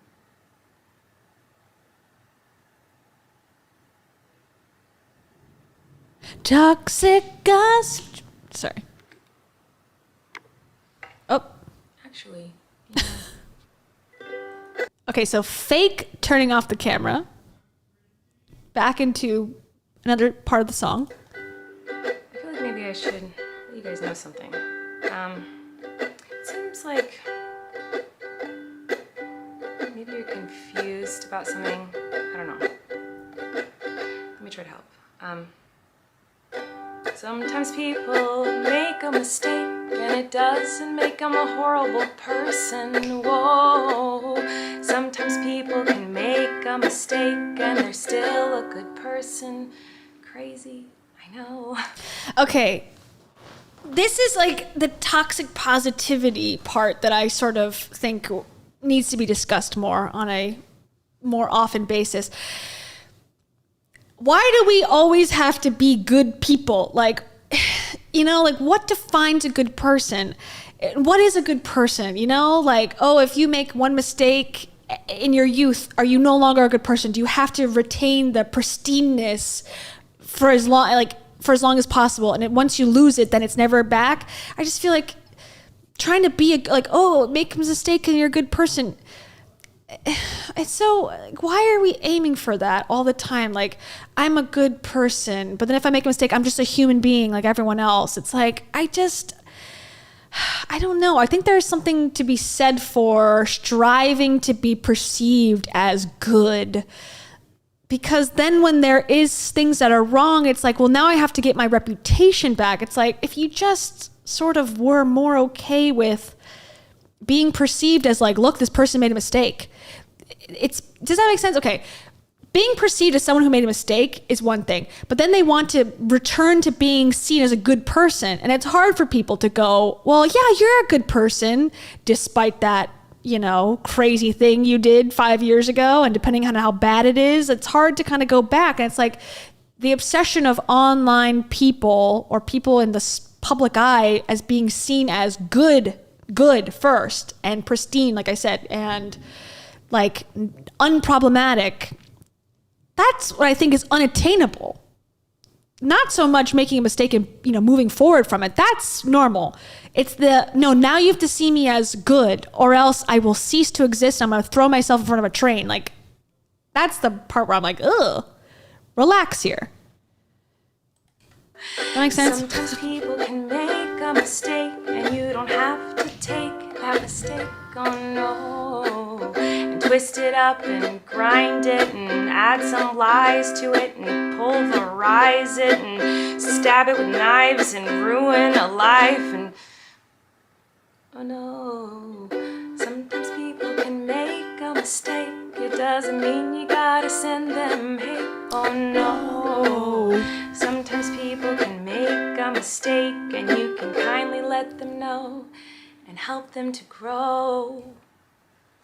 Sometimes people make mistakes simply because they made a mistake. And that mistake doesn't make them a terrible human. It just makes them a human. 4 blinks. What do I know? 2 more. Fuck me, right? I feel like, I don't know. The Netflix original Haters Back. Oh God. I do feel like watching that again. That was my 3rd time because I watched like a couple of recap videos already. It felt a little bit more like she was telling us she's going to hurt herself again. I don't know. That's how I perceived it watching this again. And now maybe this is just like an overblown performance and she'll be right back to it and people move on. I don't know her enough to know if it's dramatic or not. But it's sort of like that's the vibe I got. Maybe she was intending to send that vibe out and I picked up on it, or I don't know. Not sure. But let's watch the oh God, Trisha Paytas talked about her. Oh Lord, not Trisha Paytas's input. Okay, Trisha Paytas. Okay, I'm an H3 fan. I did not like Frenemies. I watched it because I was an H3 fan and I had a lot of free time at that time when Frenemies came out. But God, Trisha, by the way, also, if you didn't know, right before, this is Colleen Ballinger's Instagram. Right before this all hit the fan, she announced a collaborative podcast with Trisha Paytas, which is a weird thing to do. This is from May 23rd, by the way. Excuse me. They decided to do a podcast together. First episode is up now. So it was a multiple episode, oh God, Trisha's nudes with children. Really? What? Oh my God. Okay, I'm reading some of the comments. Sorry, I don't know. So Trisha is not for children. She is like an adult for sure, I think. I mean, I'm sure children watch her because children watch everything, but her content's not geared towards children. It's actually like OnlyFans stuff from what I know, or at least before when she was on Frenemies. So the fact that they partnered up to do something together, it's like very bizarre. And she's like a controversial figure for sure. And okay, again, her children are all over this page. And then you're going to have Trisha Paytas as your co-host. Like, I'm confused about what she was thinking here. But here we go. That's the Trisha connection. Let's watch this. This is Hot Piping Tea because it's from 3 hours ago. Has 81,000 views. Okay, I have not seen this. I don't think anyone in the world has seen this yet, except for those 80,000 people. Okay, here we go. So this is a video that I really did not want to make. And that's what she says about every video. Okay, at least she's on a chair. Usually she's on the floor in her kitchen crying and screaming and eating chicken nuggets and stuff. Okay, sorry. The past few years, I've really taken a step back from having to comment on everything, having to respond to everything said about me on the internet, because at the end of the day, it just gets really exhausting. And then, of course, that's your whole career, girl. Come on. Even if I have strong opinions about it, I really decided years ago that it wasn't good for my mental health. I have a mental illness. I have a personality disorder, which is hard to regulate my emotions. I get triggered very easily. So I've learned Fair. to deal with triggers the past few years. It's still low. Sorry, let me lower myself, and then I'll also turn it up. Hold on. Trisha, get a microphone. Everyone that has a career on YouTube, get a microphone. No. Okay. It should be louder now. Years, and I feel like I've done a very good job managing and regulating emotional stability. Let's see. And on top, aside from all that, just being known as the person who's just always in drama and can't keep friendships, it's not a good look. I've worked really hard the past couple of years to kind of just stay in my own lane and not engage in anything online,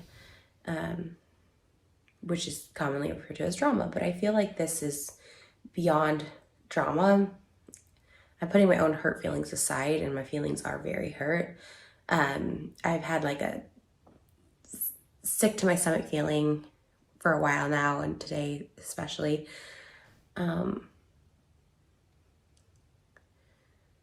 Me and Colleen started a podcast this year, 3 episodes.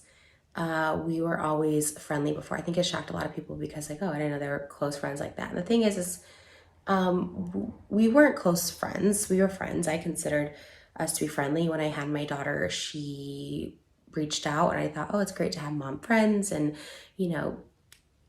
friends, who have kids. So I thought this podcast would be great because we always got along really great when we would see each other. We've been doing videos together on and off, like maybe once a year since 2018.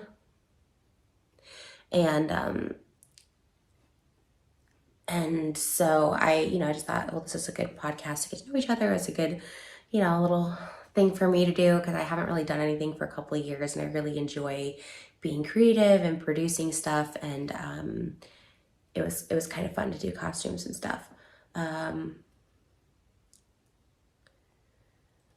Okay, and I don't know.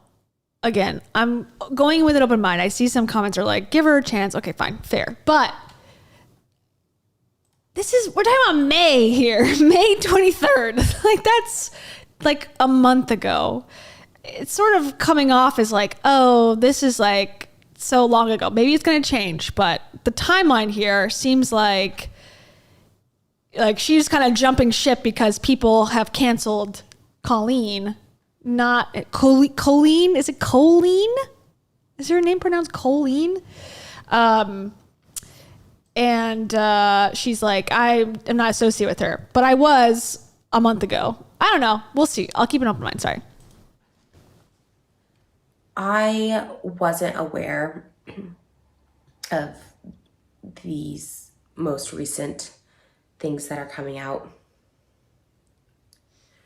Everyone knows I have a very, very, very firm stance on talking to anyone underage, platonic or not. I've always been very, very firm with this, that I think it's inappropriate. That's good. I've been known to talk about many occasions where someone is just 17 years old and I don't feel comfortable with them, being around them, hanging out with them. Good. I remember one time there was a very popular YouTuber who was 17, and another YouTuber I was friends with wanted to bring her to my apartment. I said, absolutely not. I'm like, she has to just stay in the car. Like, I have a lot of trauma when it comes to my relationships I had when I was underage, and not always sexual. A lot of my trauma comes from school, authorities at school, teachers at school that I trusted. And sorry, this is like hard for me to make. I'm really trying to, and I don't, it's a very hard. Okay, not to like distract from this going on, but like I see a nude photo of her in the background. There's like the mirror. I think that it's on her wall here, it looks like. But it's distracting me a little bit. I think it's her, I'm assuming. Like, whoa. Just move over a little bit so we can block that out of the shot so I don't get demonetized, please. Okay, back to it.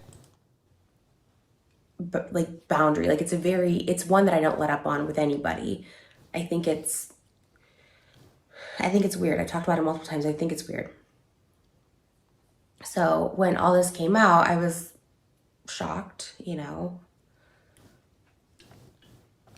Where's your The group chats and ukulele? stuff, I was kind of shocked. And it's such a difficult thing because Colleen is someone that I quickly, literally in the past month that we did this podcast, like I really like cared about and really like related to. I thought, well, you know, she told me she'd get canceled here and there. And she kind of understood when people would come for her for working with me, you know, because I've done stuff in my past that's, you know, not cool by today's standards, you know. And I think everyone can take accountability and grow. Like I really do think people can like change their ways and stuff like that, if you can acknowledge it. Her video came out and I was just shocked, to say the least, that she didn't at least acknowledge the stuff that her own fans were saying, how they felt, you know, to kind of brush it over in the way she did, and, you know, ultimately became like memes, and now it becomes somewhat lighthearted, even though it's not a lighthearted issue. I was shocked, and she sent me the link to her video, her apology video, and I didn't respond back to it because I was shocked. Okay, so they were talking already at the time when she was going to put out the video. So it seemed to be that they were on speaking terms at that point, which was 5 days ago. So again, I'm open-minded, but I'm waiting for like when the idea of Colleen turned from support, let's do a podcast together, to, oh, something's wrong here. Like, what broke the camel's back for her? I would like to know that. Yeah, this one's not as catchy. This video is not as rhythmic. I'm used to hearing songs or hearing videos talking about very serious topics with ukuleles, and I would like that back, Trisha. Just kidding. Okay, sorry. Weeks prior to the apology video, I know we were staying in touch because, again, I know what it feels like to have the whole internet come down on you, even if the whole internet is right. Like, I'm someone, again, who struggles with mental health issues, mental illness, and I know what that can feel like, and I don't want anyone, guilty or not, to ever feel like they don't have someone to talk to, that there's not a way out of a situation, that there's not a way to make a situation right. Fair. So I kind of stayed in touch with her, but when I got involved with this, I got dragged into it rather. Okay, I'm sorry. I'm 6 minutes in. She hasn't said anything yet. I'm sorry. I'm making light of it because I have not heard anything. I'm waiting. I'm sorry. I apologize. It was a few weeks ago, and two boys, both, one I believe was 20 at the time, and one who was 14 at the time, both the 14-year-old's alleged, because I didn't speak on this because I didn't see anything. And I'm not to say that I don't believe this person. It's just a very, very, very serious allegation. It's very illegal. So I was kind of waiting to see what would kind of come out of anything before I had to make this video and this statement.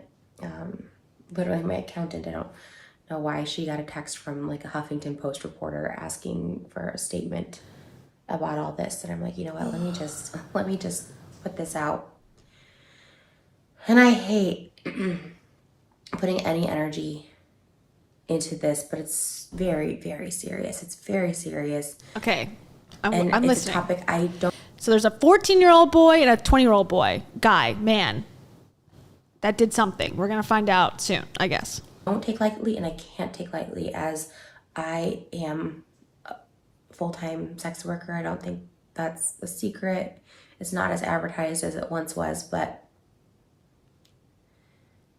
we already have a lot of stigma, misconceptions, allegations against us as sex workers. And so I need to nip this in the bud, that I do not condone at all unsolicited nudes, sending unsolicited nudes to anyone of anybody, sex worker or not. I think using someone's nudes as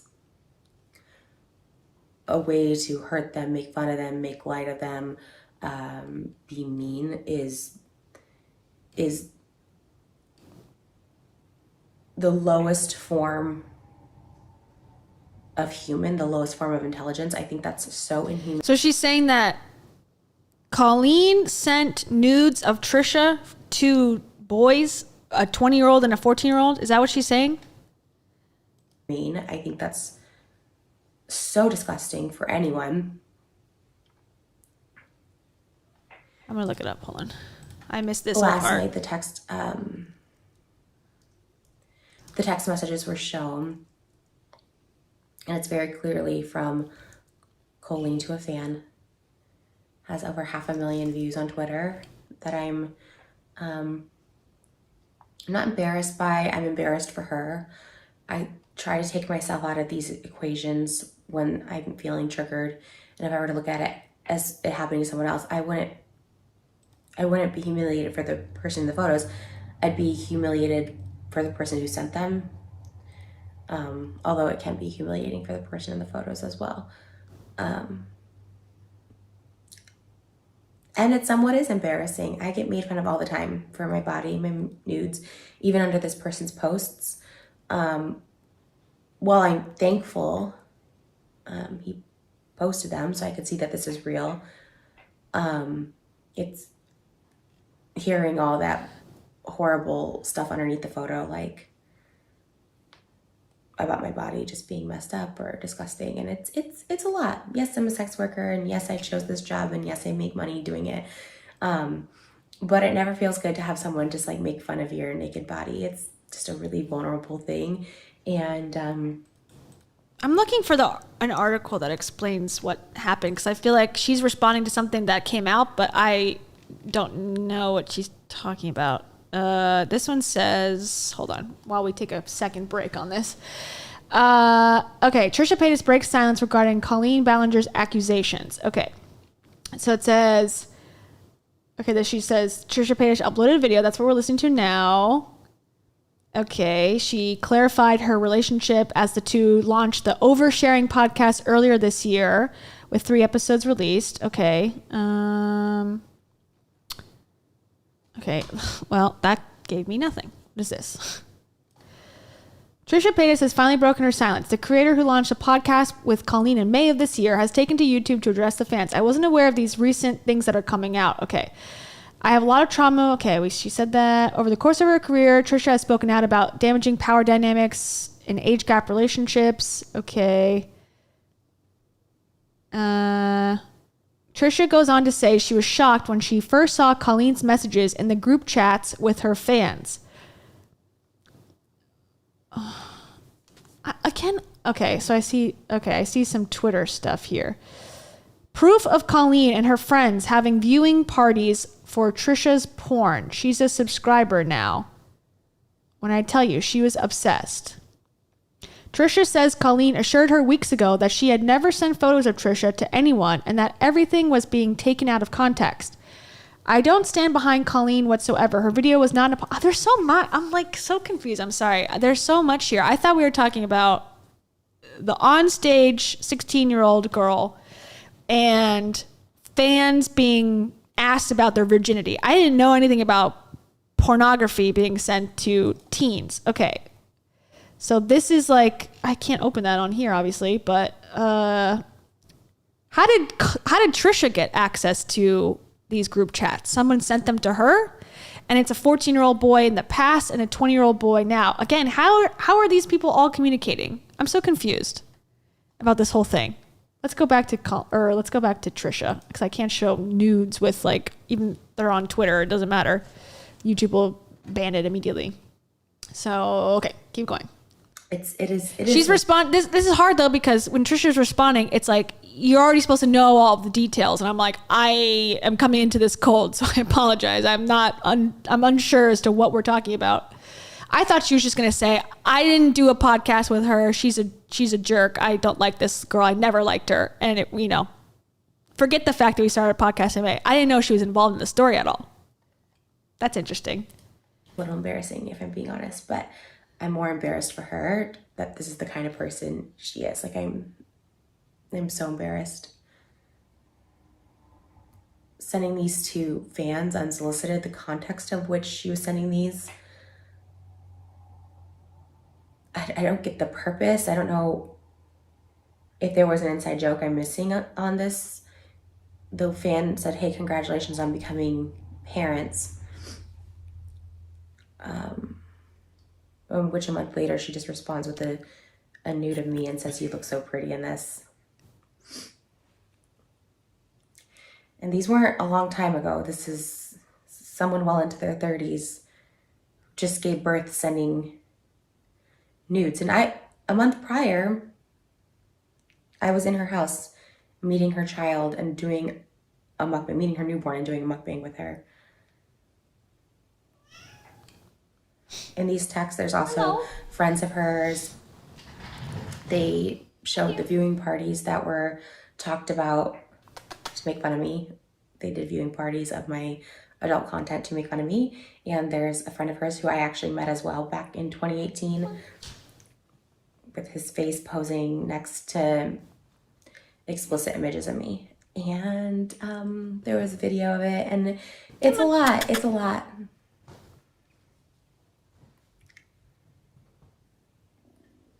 I just wonder, like, okay, so I guess what I'm hearing is that Colleen, like, did this whole thing as a joke. Why would she do the podcast with her? Just to get fans or something? Like, to take Trisha's fan base?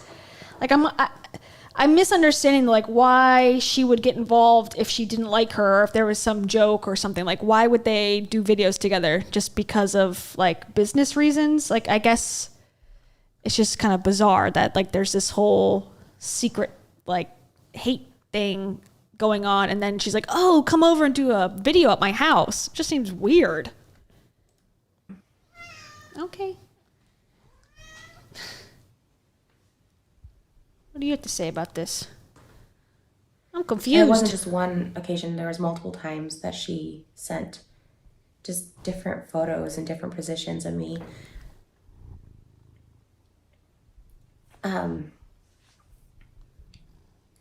I did ask her about these a couple weeks ago before there was the proof, so to speak, right? And she assured me that she had never sent photos of me,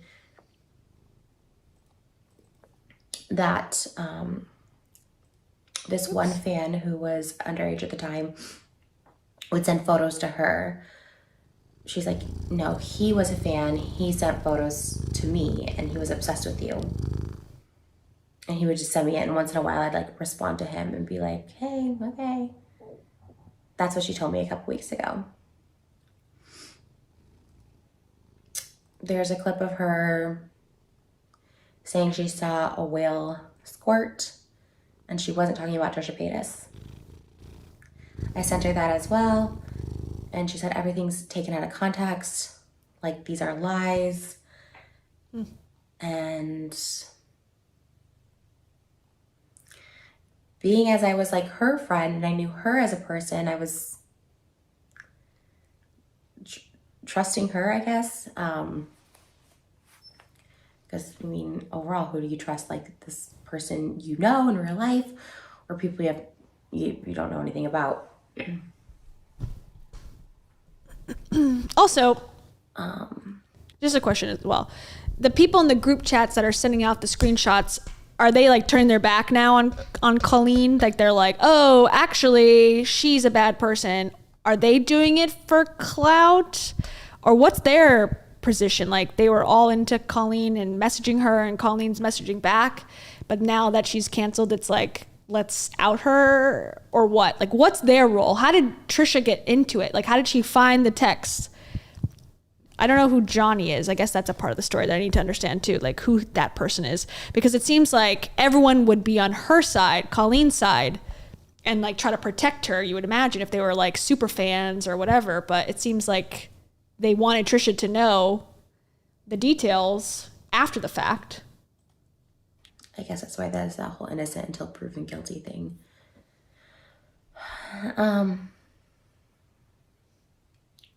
So there was two options there for her to say, like, yeah, that was a while ago. I was a hater. I mean, I'm the first to say, like, I've definitely have been a hater in the past. I've been miserable in my own life. I've been going through shit in my own life in the past. And I was miserable and I've hated on people, for sure. Not people that I would go and... So the 14-year-old, there's a 14-year-old and a 20-year-old, but they're older now. So they're adults now. They've decided, like, they're not into this. It's stupid now, and they're going to come forward. Okay, I got it. Okay, thank you for clarifying that. Like, be at their house and, like, do a whole podcast with. But sure, I can understand people, you know, gossiping or making fun of people. I don't understand the making fun of bodies. That's weird. It's weird. I don't get those texts at all. Like, I look at those and I'm like so confused. Like, okay, yeah, I agree. I'm the joke. My naked body's the joke, I guess. Okay, I don't know. It's very odd. But I kind of gave her outs because I was like, hey, like, you know, you've talked crap about me. That's fine. We weren't that close back then, I guess. Like, you know, whatever. And she vehemently denied. No, I never sent pictures of you. Like, the underage fan would send me pictures of you, not specifying if they were nude or not. That's weird in the first place. Why are you communicating with an underage fan? Number one, that's the text came out last night and weird. And my heart started racing. I was triggered. I haven't been triggered in a while, and I was triggered. My heart was racing. My stomach, I was sick to my stomach, and I don't know, I guess seeing stuff like that, that's probably the worst I've seen from someone that I've, like, considered a friend. Like, it's pretty barbaric. It's pretty misogynistic.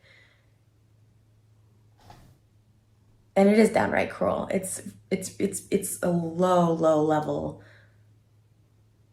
of a person to say that stuff. And again, this isn't years ago. This is, you know, someone well into their 30s. It's not a child. It's not a Kim. So she's saying it's not years ago, meaning like Colleen was not 17 when she did this. She was 30 already. But it still was years ago because now the 14-year-old is an adult. Okay. I think I understand. And the thing is, like, maybe I'm watching the wrong videos, but I've watched, like, the videos that people responding to the ukulele video, and I did not hear any of this. So I apologize again. I'm learning as we go as well. Is there a good, like, collective video where everything that she's accused of is in one place? Because I feel like this is like, this happened, this and this and this, and there's no years. Like, what year? 2012 or 2020? Like, what? I'm missing a lot of the details. And I looked before. I didn't do full research for sure, but you know, it was like, here's a recap of what happened. There's a fart joke, and then this and that. That's what's happening. It's like, oh, okay, that's sort of one thing. This seems to be, yeah, much more sinister than I realized. Thank you, B-School Dropout. B-School Dropout says she used her fans for free, cheap labor. Yeah, there was something. Okay, I remember seeing something about that with like the lingerie aspect where they were giving away lingerie to fans, Colleen was. And it was like lingerie, and then the guy that she was in the video with was underage. That's the guy that's done the video a couple years ago, and no one believed him, or no one really took it off and ran with it. So what came out now that made this like people to believe what was going on? What was the factor? Sorry, I apologize again for being new to all this world. Like, I know Trisha from H3, and so to see her here, I'm like, oh, I had no idea other than they had a podcast together that she was involved in this whatsoever. Let's take a break from her. I feel like she sort of said what she has to say. Maybe I'm wrong, but you want to go down? Okay.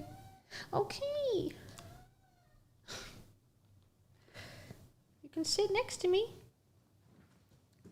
She's like, I don't want to be next to you anymore. You're canceled.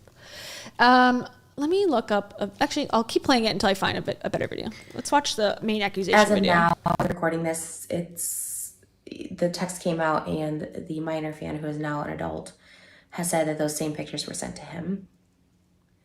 This is all alleged, as I haven't seen anything, so I don't want to. I just want to put this out ahead of anything. I know there's every day something coming out, and seeing that text from... Yeah, I agree. Hi, everyone.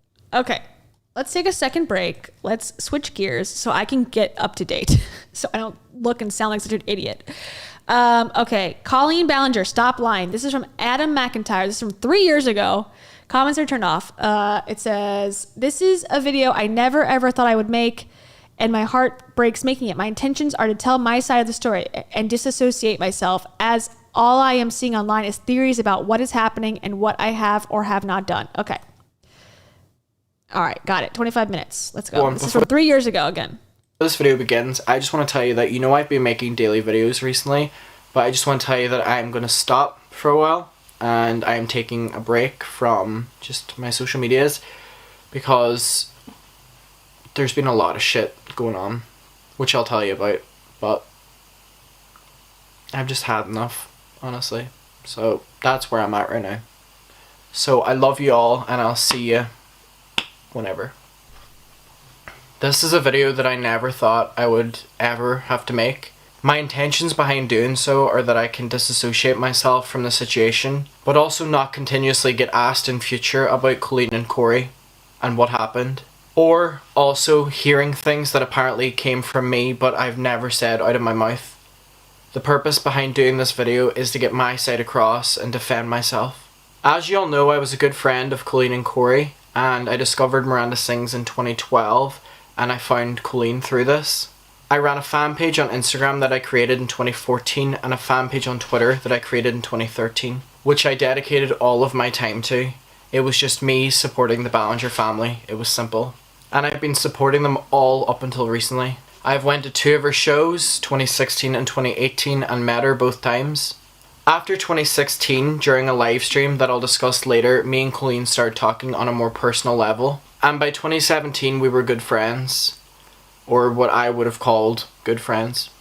Very quickly, we started talking a lot, and my parents were really happy to see the fact that someone like Colleen Ballinger was so dedicated to talking to all of her fans. This slowly turned into me getting private. It's very weird. I don't know. Even people of age, I'm like, why talk to them? Again, the parasocial relationships and like children, I don't even if you're saying, unless even responding like, thanks, like that's probably the absolute most I would imagine someone, but I guess it's YouTube. It's not like a Hollywood celebrity, so it's a little different, but it is very bizarre to have a relationship with anybody, especially when you're mid-20s to 30s, as she was during her career on YouTube. The fact that she's talking to this teen and having a relationship with him at any capacity is bizarre town to me. I'm reading an article, by the way. We can take a second break from this too. Okay, but I just want to say, for the record, reading this is from The Independent, okay? It was written 2 days ago.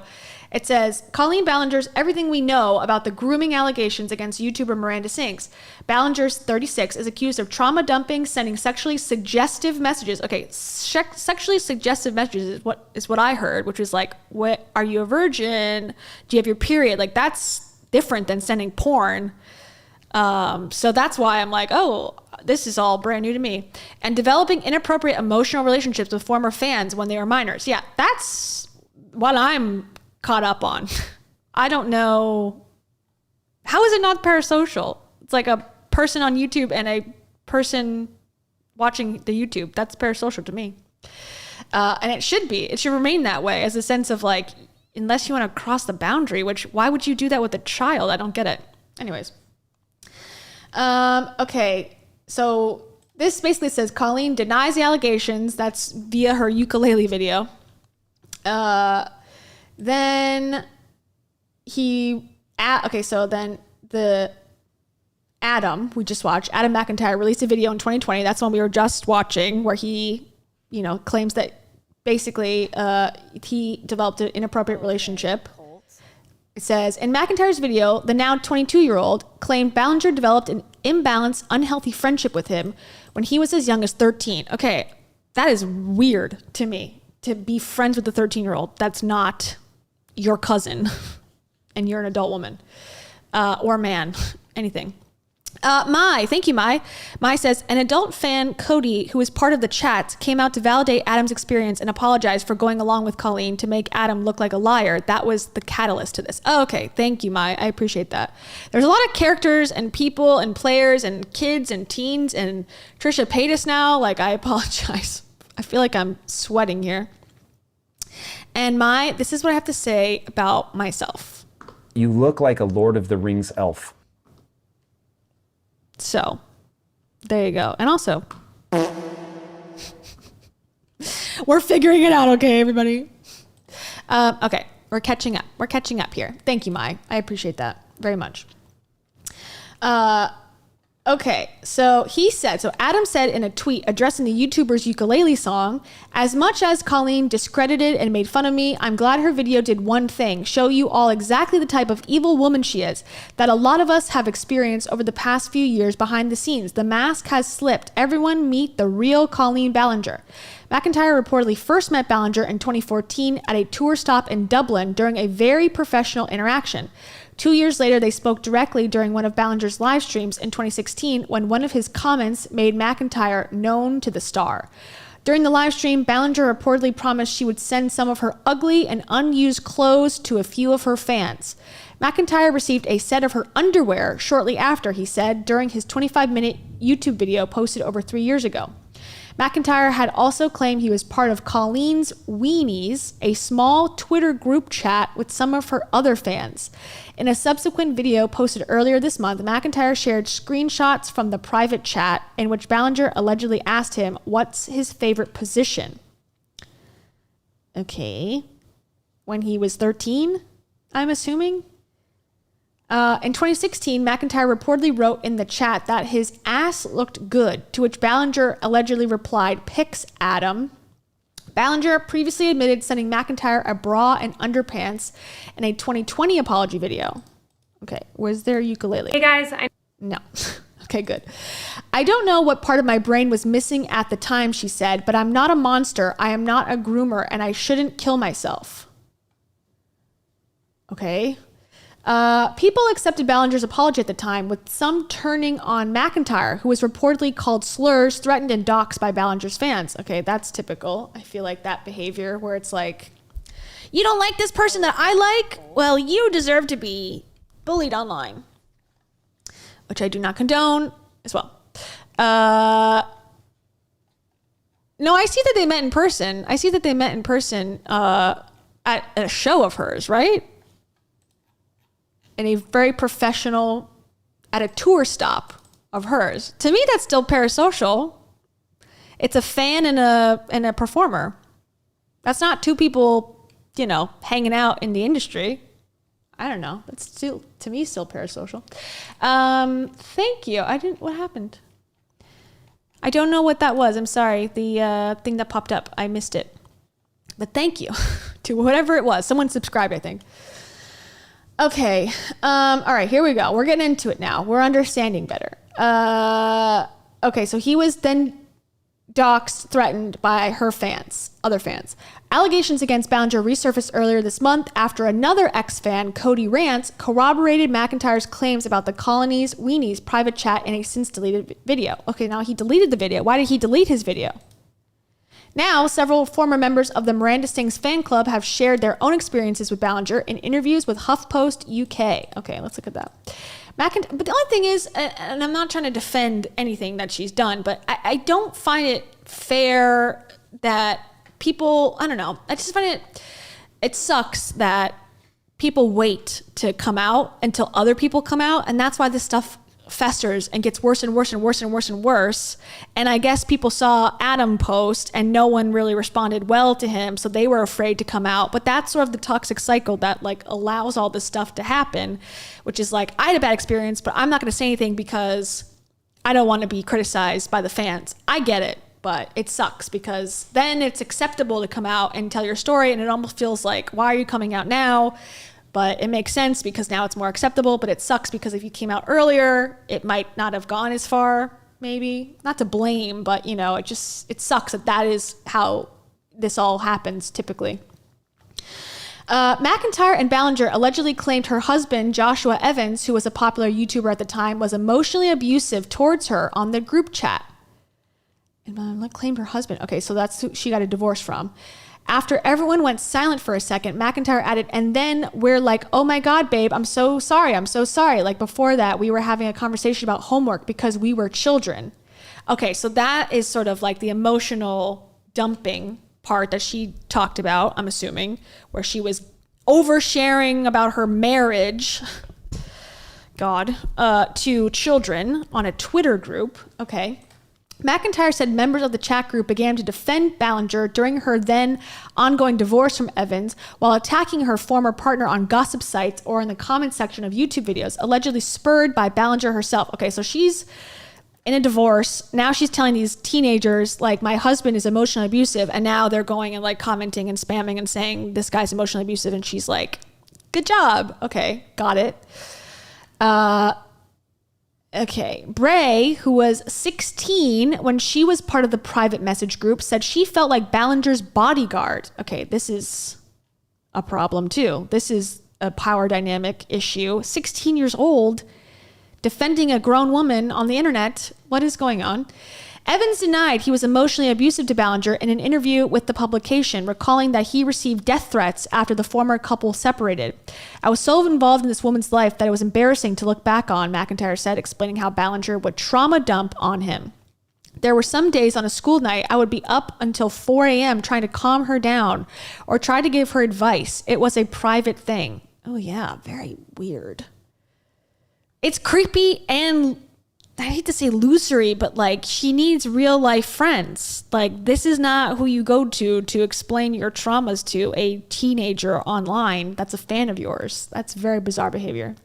Do I think it's grooming? Maybe, but it's definitely just bizarre at the very least. Grooming, perhaps. Maybe that was her aim at some point. Maybe it was unintentional. It was just weird, but I don't know. It's hard to say from the outside. Okay, now this is the fart part. This is the on-stage fart part that I thought was a bigger part of this and a less important part, I guess, in the overall scheme, now seeing it from this perspective. Okay. In 2019, during a live yoga challenge event, Ballinger called a young fan called Becky on stage and in character as Miranda Sings, lifted her legs over her head and spread them wide open. A fart sound was played over this moment. Okay, I've seen this clip. I can probably find it on TikTok in a second. Becky, who was wearing a romper or a play suit at the time, told HuffPost, I looked up to her so much and I just trusted her so much that I did it. I laid down and she just spread my legs wide open for everybody to see. Yeah, that's weird. I thought she had a dress on. They're saying she had a romper on, which sort of is better that she had a romper versus a dress, obviously, but still weird. In a separate interview with Rolling Stone, she added, I was mortified in that position. I was in shock, but I had so many like friends through the fandom that I didn't want to necessarily lose. I think this is a conversation we should also have with teens and children and parents, really, that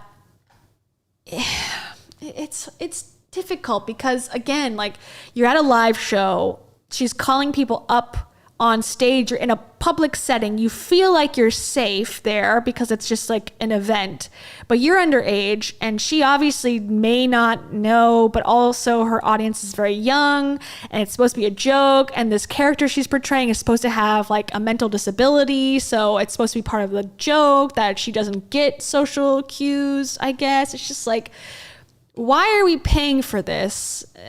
Why is this entertaining? What is this? Like, what are we actually doing here? What is the point of this? I don't know. It just seems like it's like a gag prop comedian for children, but it's sexually suggestive at the very least. It's like, is this good? Like, should we continue this? I don't know. I feel like people are going to, I don't know. Maybe it was a different time, I suppose, but it just seems like, why are we going to this? What is she? Because she liked her as a character, I guess. Why did the parents allow it? I don't know. Okay, then it says, so for a little bit, I was pretending to be like, yeah, that was really funny. I was worried that I would be called ungrateful because I got to go up on stage. Social media users have been resharing this incident, calling it an example of Ballinger's traumatizing a minor. Some people, okay, but I also think, again, this is my point on this, that I think that the company that she worked with to put this show together, whoever those people are, who are probably writing with her and conferring with her to like make this a live performance worth paying money for, should also be held responsible and need to be talked to and like asked, like, why did you think that this was a good idea? All of you, like this whole collective group. It's Colleen, yes, but it's also, there's 20 other million people who could have said something along the way, and I feel like they should also be held responsible. That's what I'm trying to say. Some people have also opened up about allegedly problematic behavior on the part of Ballinger's family and friends, specifically her brother Trent. Okay, and her best friend Corey DeSoto. Trent is the one, I'm assuming, that wrote the book with her, than if he's the one more involved, the self-help book that's written by Miranda. Okay. Oliver, who is trans and identified as a girl in 2018, said Trent allegedly complimented Oliver's looks, asked him for photos, and told him to text anytime. Oliver was 13 at the time, while Trent was 33. Ugh. Like, why are we communicating with minor children? This is just, I guess, like, the others, like, what they're talking about is important, but the fact that they're talking at all, to me, is already crossing the line. Okay. In one message seen by Rolling Stone, Trent reportedly told Oliver, anything we talk about stays between you and I. Ew. Another message reportedly read, you would look good, preg, if you ever want children one day. Okay. Let's cancel him as well. God. Trent, the brother. 13. Okay. That is problematic behavior. The Independent has contacted Trent's representatives for contact. Is he a person? Like a performer of any kind? Let's look. Oh, okay. I guess he's just a dude. Brother. That's the brother. Implanted gamer. Happy birthday to my awesome brother Trent. I love you so much. I'm so happy I got to grow up with such a sweet, kind, wonderful guy. Here's his, okay, he went private. He only has 2,100 followers. I'm an implanted gamer. What more needs to be said? Followed by Colleen. Weird. Huh. It says, didn't know she had another brother besides Chris. She never talks about him. Apparently, he talks to minors. Gross. Okay, sorry. Let's go back. This article's good. Okay. This article has not talked about Trisha Paytas, though, as far as I know, yet. This is from 2 days ago. Johnny Silvestri, who worked as an assistant on Ballinger's tour when he was 22, claimed DeSoto screamed at him and verbally belittled him. Wait, who's DeSoto now? Okay, Corey DeSoto, the friend, the best friend. Okay. Yelled and verbally belittled him. And that Ballinger witnessed this behavior and didn't do anything about it. Silvestri also alleged Evans exploited him for free labor to manage his social media accounts, adding, I found solace and safety in this online group of people, and these grown-ass adults abused it. Yeah. That I find happens a lot. Not in like, to me, Miranda Sings, if she was one of the top 9 YouTubers earners back in whatever the 2016 era, you're one of the most famous people on YouTube. You got to be, 19 out of the top. What would be like PewDiePie would be number 1 at the time and go down the list. I don't know. This behavior isn't usually done by those types of people, I would think. Like usually it's like the smaller mid-level YouTubers that I've heard that happen where it's like, hey, you want exposure? You want to be close to me? You know, I'll edit my videos for free and I'll give you clout or whatever. But usually they're not as big as she is and as successful as she was. And they're not usually underage. So that's where it's like, this is a whole weird, bizarre story that seems like there's more going on mentally than this is just sort of a misunderstanding at this point. But yeah, that happens a lot. A lot of people have offered me over the years, like, edit my stuff for free and you can get exposure. It's like, you're exploiting my labor. Evans apologized to Silvestri on Twitter earlier this month. Wait. Okay, so Evans. I'm looking at all these names. So Evans is... Hold on. Whoa. Kitty, are you coming back up now? Come on. Yes. Help me. Help me scrolling. Yes.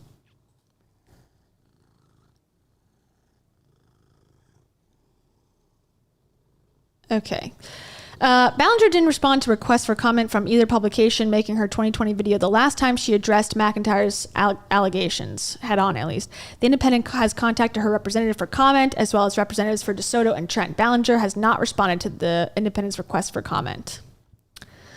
Okay, well, there's a lot there, to say that lightly. Okay, now let me look at this one. Rolling Stone. This is from June 21st. So basically useless at this point. So much has changed since then, but we'll still look at it. Because Rolling Stone usually does a pretty good job. Okay.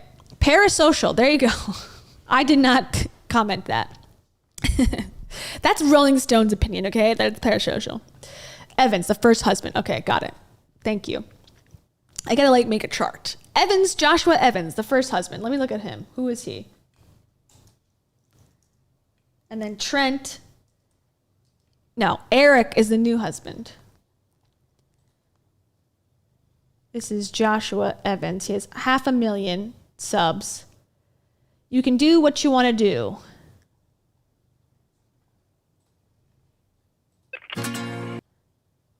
Okay, so he's still making content, but seems a little bit more lower views, so it seems. Still has a YouTube channel. Okay, chef. Has 1.15 subs. Says, deep dive conversations and observations. Join us every week. My sobriety, the history of kissing, why are we so obsessed with true crime, why you're wrong about Gen Z, why my wife did what, how much money I saved by not drinking alcohol, 1 year sober, wearing her wedding dress. So basic YouTube couple videos. Okay, so he's still at it on YouTube, just doing different stuff. Okay, just wanted to know who that was. Now we know. This is Trent, the brother. He has a private account and low sub count or low videos. This is the sister and the other brother. Got it. Okay, now we're caught up.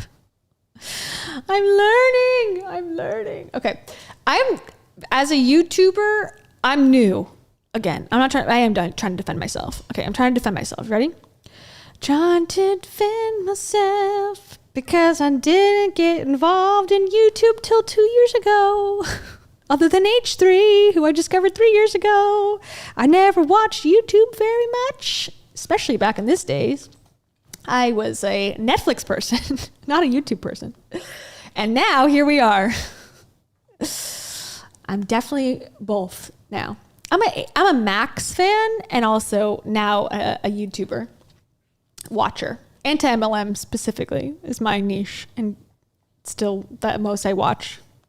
Okay, whatever. Shut up, Kayla. All right. Fans built her an internet empire. Now they're tearing it down. 4 former fans of Colleen tell Rolling Stone the same access that made the comedian famous opened the door for interactions they describe as toxic, exploitative, and hurtful. When Adam McIntyre was 10 years old, okay, that's the Irish man that we saw the video of. This one. No. I guess I clicked away. This is her responding to Adam's video from 3 years ago, actually. When he was 10 years old, he found something he thought was utterly, breathtakingly, overwhelmingly special: YouTube. Sure, the Irish preteen had the same classes and the same background as most of his peers in Brighton, England, but while his classmates followed more mainstream celebrities, pop sensations, and blockbuster action stars, McIntyre was focused on the new site and its budding brand of superstars. Okay, so he liked YouTube. He was not a Netflix kid.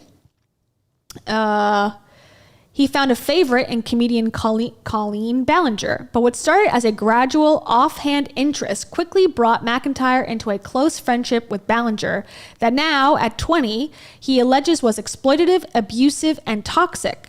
Ballinger denied these claims in 2020, but has not responded to additional complaints or Rolling Stone's recent multiple requests for comment.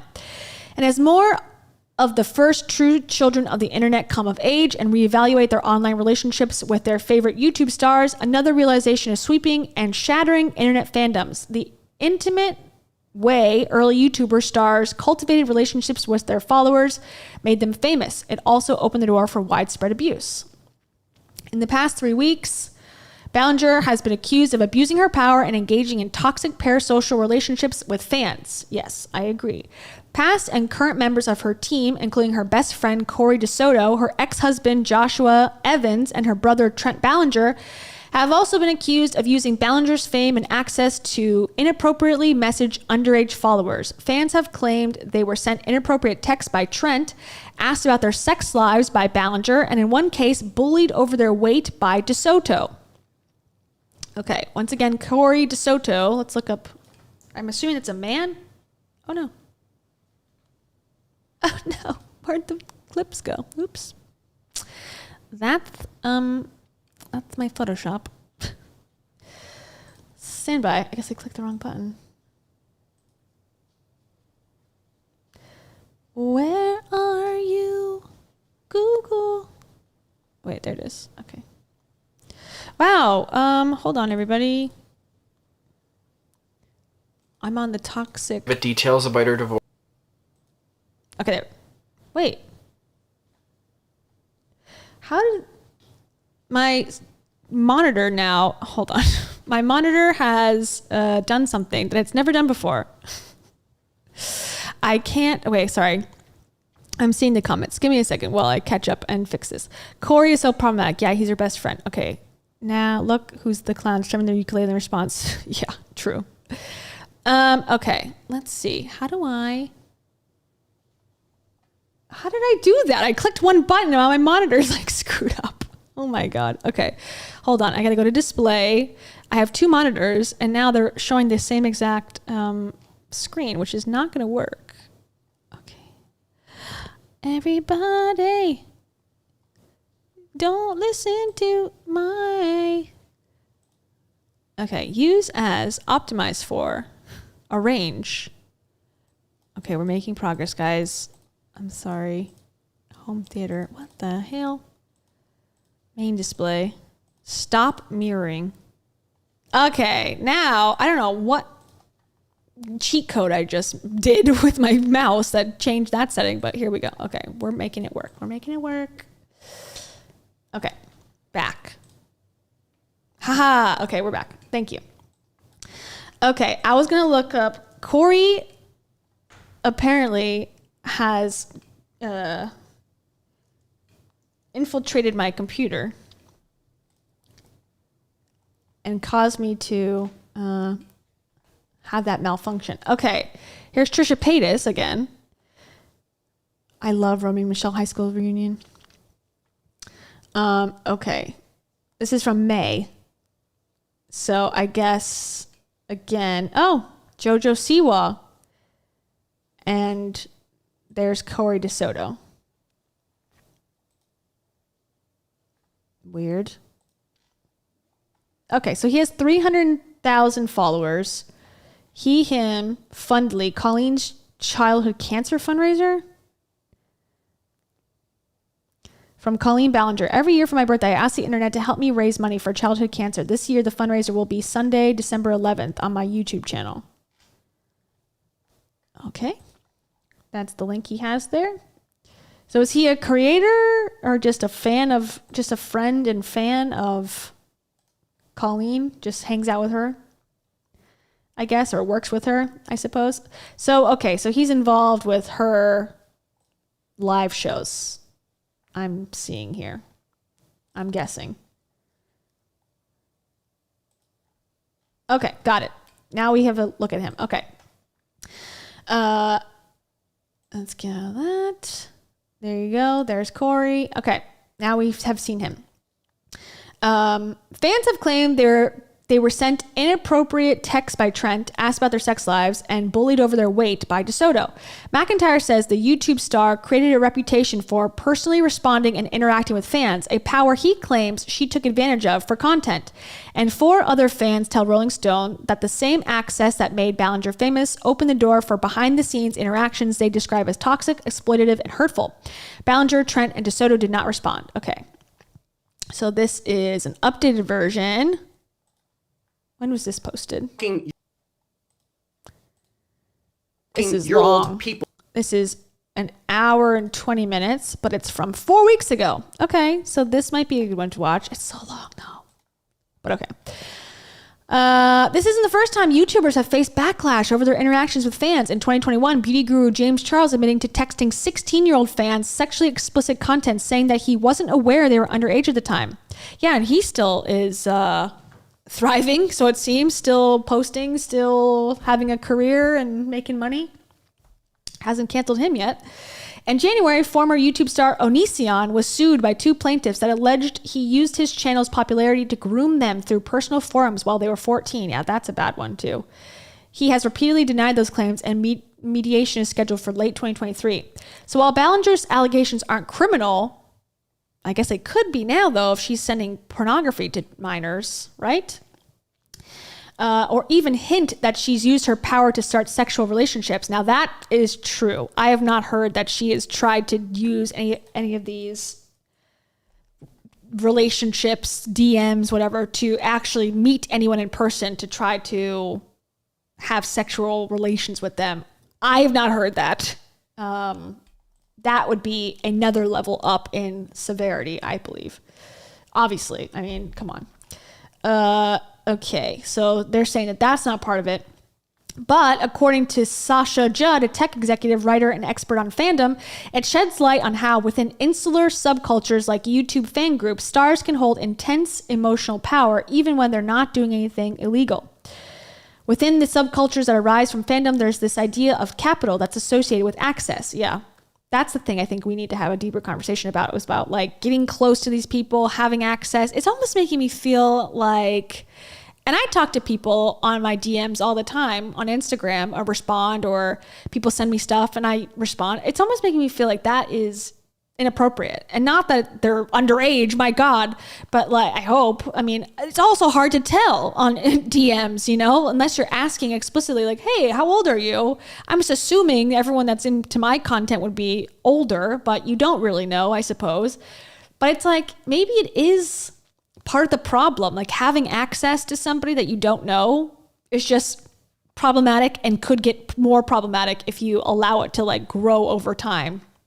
Perhaps, because that's like, people have stalkers, people get hurt feelings because, you know, you have an opinion that they don't have, and now they think you're friends and you're having a different opinion about them, but you actually don't know that person at all.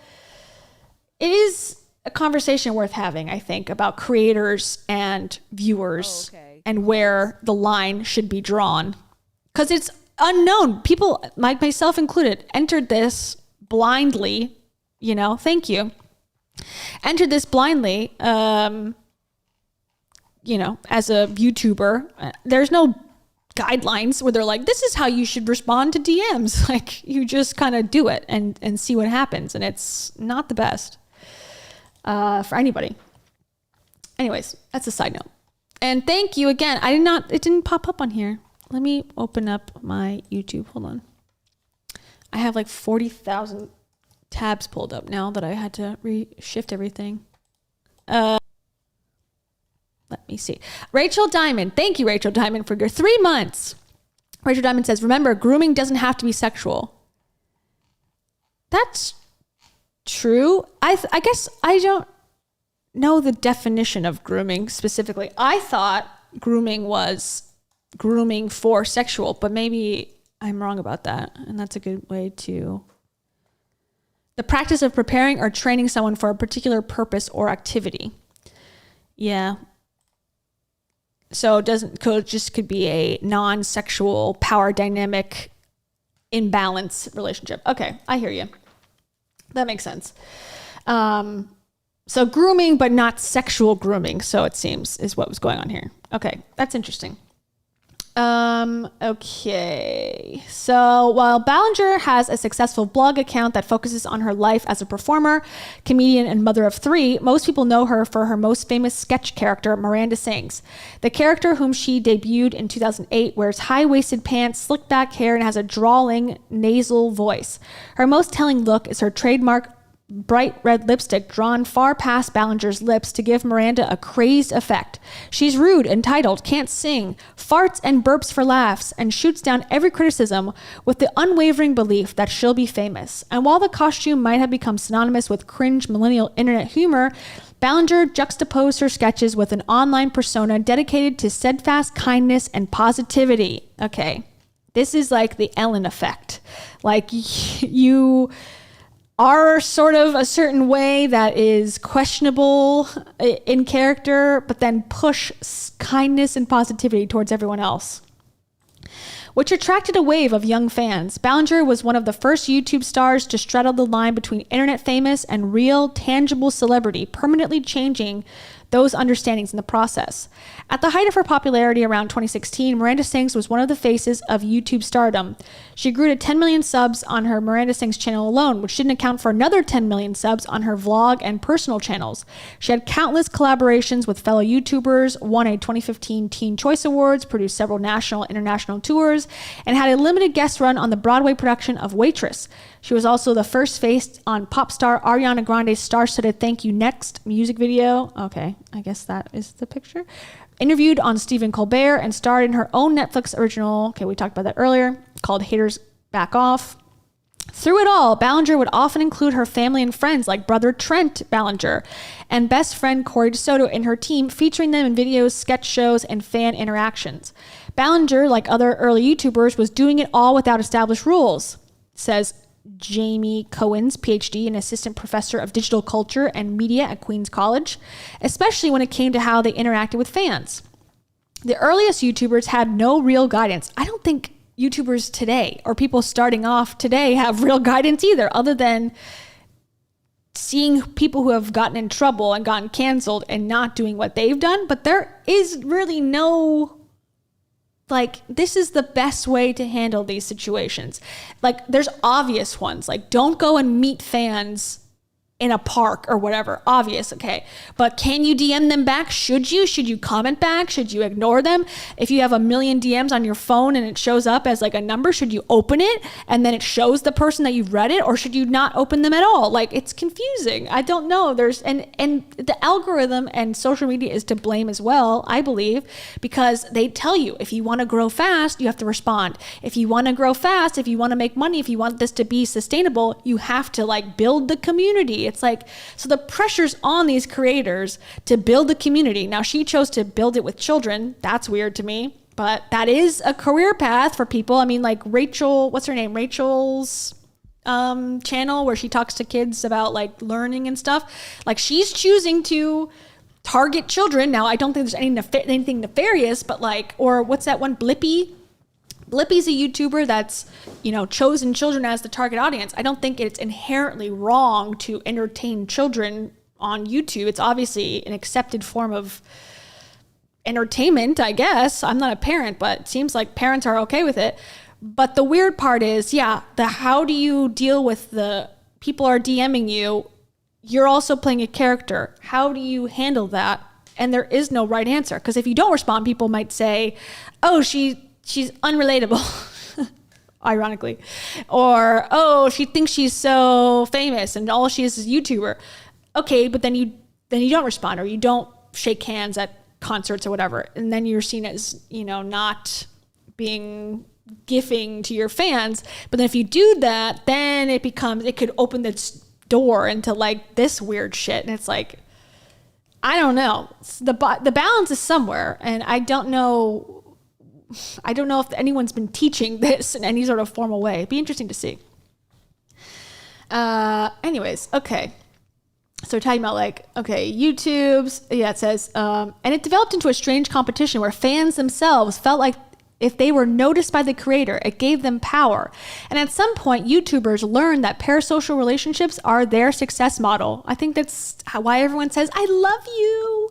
I love you guys. I love you. I love you. It's wrong. I think that's wrong to tell people that. You're not, I'm talking to a camera right now. I don't see anyone that's watching right now. And that might hurt people's feelings. So it's like, oh, I don't feel seen. But it's true. It's the accurate truth.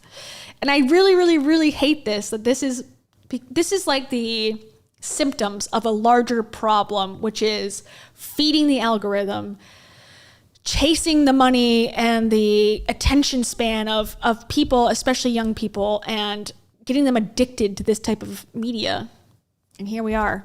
I'm doing it too, so I'm to blame as well. Anyways. For McIntyre, it was this sort of interaction, Ballinger's emphasis on talking and responding directly to her fans, that drew him into her fandom and covered up what he calls red flags in their interaction. It was a gradual thing, says McIntyre. He started with just following accounts that tweeted about Ballinger's content, and before long, he was an active part of the community, interacting with every video and social media post, as well as actively discussing Ballinger in multiple fan group chats. The first time McIntyre met Ballinger was in 2014 at a tour stop in Dublin. It was very professional, he said. I was a fan and she was the celebrity. I still think that's considered parasocial at that point, even though they met in person. But after they met in person again in 2016, McIntyre says that their friendship became real. Okay, so the second time, 2 years later. The two went from talking through tweets to direct messaging, where, according to screenshots reviewed by Rolling Stone, they would discuss the comedian's content, as well as some more serious matters like her online haters, an impending divorce from then-husband Joshua Evans. Adam was 14 at the time. Ballinger was 29. Yeah, that part. So I agree. In 2016, when they're DMing and talking, they've met twice. The first time was, parasocial. The second time, it crossed the boundary. I agree with that 100%. And completely inappropriate. 29, talking to a 14-year-old, even as a friend. Stop doing that. Do never think that's a good idea. My God. I was looking at it as a golden opportunity of trust, and I, in the moment, really didn't care if it was morally right or wrong, because I was just grateful that she was talking to me and not anyone else. It made me feel like I know something that other people don't know. They know Miranda Sings, but I know Colleen. Yeah, that would make you feel like that. That makes sense.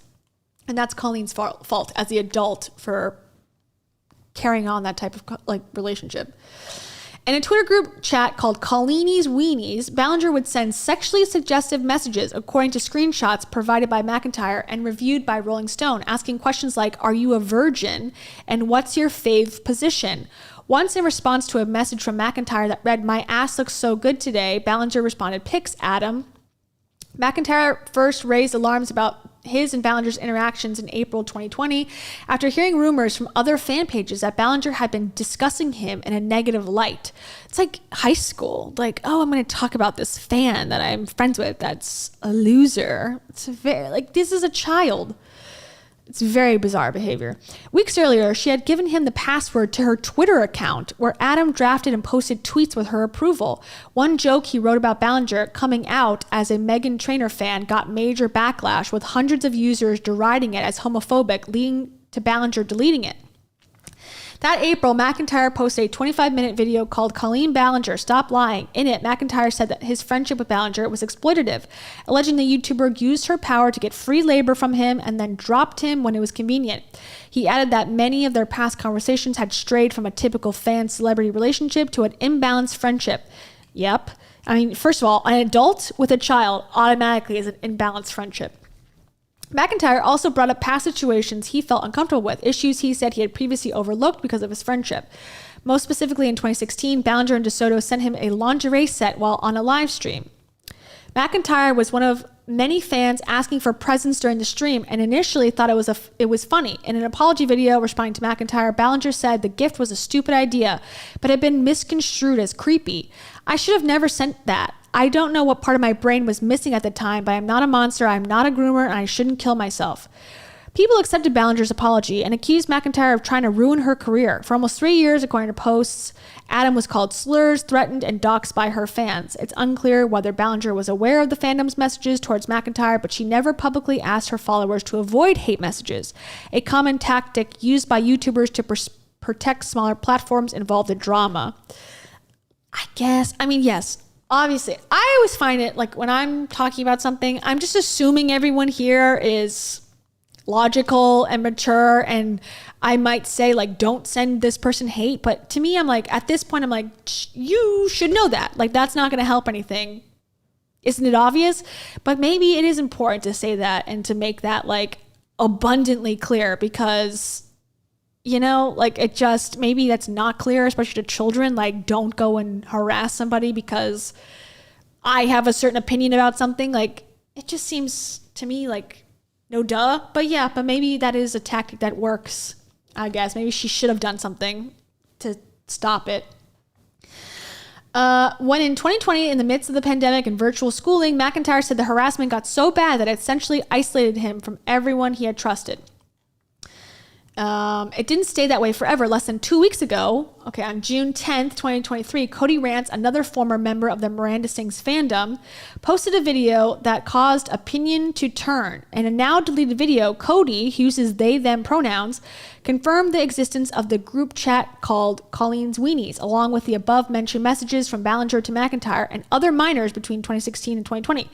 Cody Rance did not respond to Rolling Stone's request for comment. Okay, let's look up this. While we're here, Cody Rance. Okay, this is the only video from 1 month ago. This video explains why I left the Colleen Ballinger fandom. In it, it will explain many things I did in my past that are horrible. Okay, so she's kind of taking responsibility, so it seems. And then he's talking about her video too. Okay, so we'll watch this one. Let's watch it. I'm sick of reading. I think that's what we got here. Let's see, is there anything else in here over the past 2 weeks? Okay, he's 23 now. We saw that. Okay, that's the fart joke one. Okay, let's keep this up, but we'll take a break and watch this one. This is from Adam McIntyre from 4 weeks ago. It says, I was right about Colleen Ballinger. Okay, here we go. This is going to explain everything. Minus the Trisha Paytas stuff, I believe. I think that's new from like the last 2 days, it seems. Okay, so I'm just going to jump. How's the sound? Let me know. So, for a little bit of context, in 2020, I posted this video, which was called Colleen Ballinger Stopped Lying 3 years ago. And then Colleen responded with a video called Addressing Everything. In my video, I focused on things. I mean, this was 2020, so I just turned 17. And the DM from Corey read, I just turned 17 in this video, and the purpose in making this video was because I found out that Colleen had been talking shit about me, and that Corey, who's her best friend and lives with her and is like, her best friend, had also been talking shit about me, and I kind of reached like a breaking point of like, I had done so much for this woman, and I, had like worked and giving her so much content with the Miranda character for so long. I mean, I literally fucking, as ridiculous as it sounds, from the ages of like, 14 to like 17, I helped this woman through so much. Whether she'll want to admit that or not, it's fine. Talked her through her divorce, talked her through YouTube cancellations, talked her through falling out with her friends, like all these different things, right? That's so weird. Why? And that was kind of... Not to him, but like, I always see these jokes on TikTok about like people on Kick, not the streaming Kick, but like Kick, the private app or whatever, that kids that were like 12 years old were talking to these men online about, their problems with their wives and stuff. That's just like kind of a phenomenon that I was a little bit too old, I guess. When I got the internet, it was like AOL chat rooms and stuff. There was no apps yet or phones. Like when I was in high school, there was no apps on phones.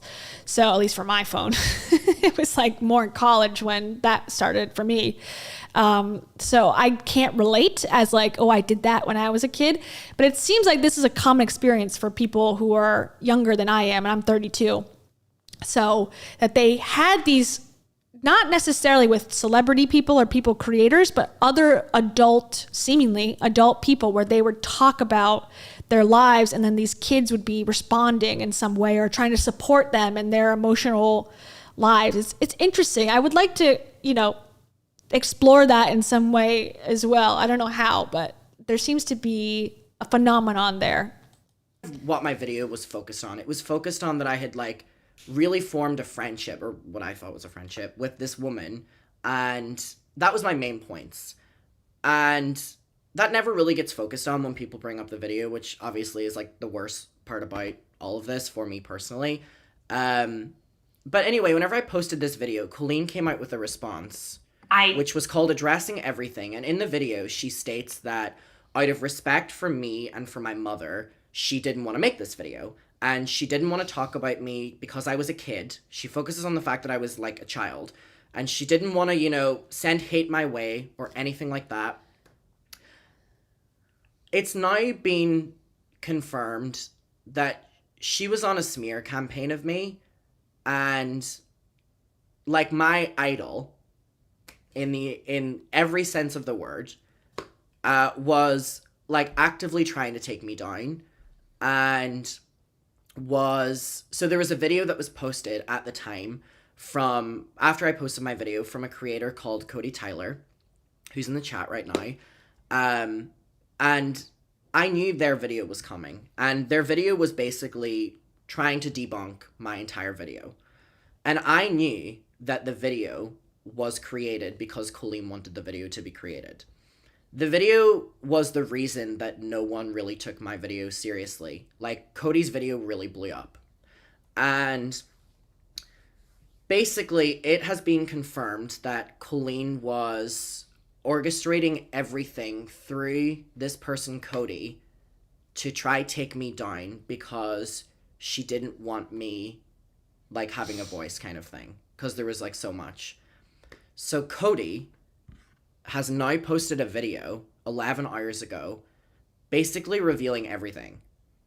And I watched this video this morning, and it just, I don't even want to say it made me feel vindicated in any way, because I think back on that time and how much, everything that happened really affected me, and how everything at that time really fucked me up. And it's still stuff that I'm dealing with, and it's why, people are always oh, he always talks about this or something like this. First of all, this is someone else bringing it up now and me responding to it. But basically, yeah, it has been confirmed that she was doing everything in her power to try, ruin me. And we're gonna watch this, and we're gonna talk, and, so that's the context. And let's get into it. I'm watching from halfway in on this video from Cody whenever I get mentioned. If you want to watch Cody's experience with Colleen, spoiler, Colleen did to Cody what she did to me. And there was a time period where I hated Cody because my entire story got silenced because of Cody's video. But now I know that Colleen did to Cody what Colleen did to me for many years. Can I just say, Colleen is such a weird ass name. I've never heard anyone be called Colleen before. And if your name's Colleen, I apologize. I've just never heard that. It's very bizarre. There's Colleen. It makes sense that it's pronounced Colleen based on its spelling, but Colleen is how I've always heard it traditionally. So hearing Colleen, I'm like, what? Who names their child that? Okay, sorry. She's a manipulative person who tries to take advantage of people, and this is what Cody's talking about. And now, today, the 4th of June, I can sit here and be like, I relate to Cody now, and it's something I never thought I would ever say. And Cody is the person who, when I watched this video today, has made me feel not fucking crazy and not fucking deranged. And I've had people in my ear for the past 3 years calling me a liar, calling me manipulative, calling me obsessed, calling me all these different things. And it has just been proven today that I was none of those things. And that Colleen has done to someone else what she did to me, but in turn was trying to get this person to take me down because that's what she does. She goes through someone else. So I posted and was like, I'm having a really hard day. I just watched this video from an ex-Colleen fan exposing everything that happened and how Colleen tried to take down, you know, and Cody responded and was like, I'm sorry it took me so long to say something about Colleen and Corey. I've been living in fear of these people and their fandom for too long. I'll forever be sorry that I played a part in what happened to you. And like I can say, I know Cody's in chat now, and I think I'm going to call Cody on video after I watch this, because I think Cody is probably one of the people that can relate to me in what Colleen Ballinger is and what Colleen Ballinger does to people. And sorry for the long intro, but it's been a very weird day. And what I said earlier is I love coming on my channel, and I love being a little, you know, shady, and I love the tea, I love the gossip, I love everything. And the reason that all stemmed, the reason that I do drama on my channel now is because if you want to know the truth, so when Shane Dawson was going through his cancellation, none of my friends wanted to talk to me about it. And then I thought back on the fact that, I can post this on YouTube, because whenever I made my video on Colleen, all these drama channels, all these channels made videos about me and like stealing my story and misconstruing my story and having an opinion on my story, which was the wrong opinion because it was the wrong opinion because... Can I also say, I'm listening to this and I'm following it now that I understand with the article, but, excuse me, another piece of gum. I do find I feel like I'm just a little bit too old to get into drama in this way where it's like, you got to know every single person and player and like understand the ins and outs of everything. It's difficult for me. I feel like my age is showing in these types of stories. And it's happened before where I'm interested from a person, like it's just a regular person, like you might go up to and like, for example, if I was at the supermarket and some news reporter came up to me and said, how do you feel about this Colleen Ballinger situation? I might have an opinion like, oh yeah, I'm interested. And it's very bizarre that this woman that's a comedian, you know, would do all this stuff and is accused of grooming kids. It's very bizarre, weird, don't like it. Probably will just never interact with her content, continue to never interact with her content anymore. But to get into the specifics of it and these group chats and the Twitter and this and then that, I find it so hard to follow because I just wasn't grown up in that world. Again, like I feel old. I'm not that old, but compared to the generations, I think he's 23 now. Like it's all accepted as like, well, did you see about the group chat? Did you see this? Did you see the texts and the tweets? And it's like, it's overwhelming for me. Like, I just kind of need to know the meat of it. Get to the meat of the bone. Like, what is the accusation? Let me see the screenshots and, you know, let me make a determination. It's hard. I think this is why I'm struggling really hard with this one. Like, there's so many things. There's so many different opinions. It's like a lot to keep up with. And I am someone who does 4-hour streams talking about like this pop culture stuff, but it's still hard for me. I struggle. I'm struggling a little bit here. I'm watching, I'm listening, I'm caring, but I kind of just like, I don't know. It's hard. It's hard to get into the specifics of like, so what happened? I feel like I'm like a grandma asking like, so what happened now? Who is that? What said what? Okay. And when was this? It's like, it's hard for me. Sorry. I don't know if anyone else can relate to that, but that's where I'm coming from. Now we're seeing that it was a manipulated opinion. So that's why all this stems. So I can sit here and acknowledge the fact that people are going to be like, oh, like, I'm being manipulative now, or who's someone to trust me. That's why I'm like, I never thought this moment would come where there would be a video from Cody like this. But I'd like I said, it's not that I feel validated because I feel awful. Like, I feel awful that everything that I thought happened to me in that moment was actually true. I don't know if it was better if I just thought I was being delusional or something like that, but like now it has been confirmed that like everything I thought was true. And that Colleen Ballinger was literally trying to just like ruin me. Like this 30-something-year-old woman was trying to ruin me. And I was like 17, 16 years old. We'll watch the video and we'll talk.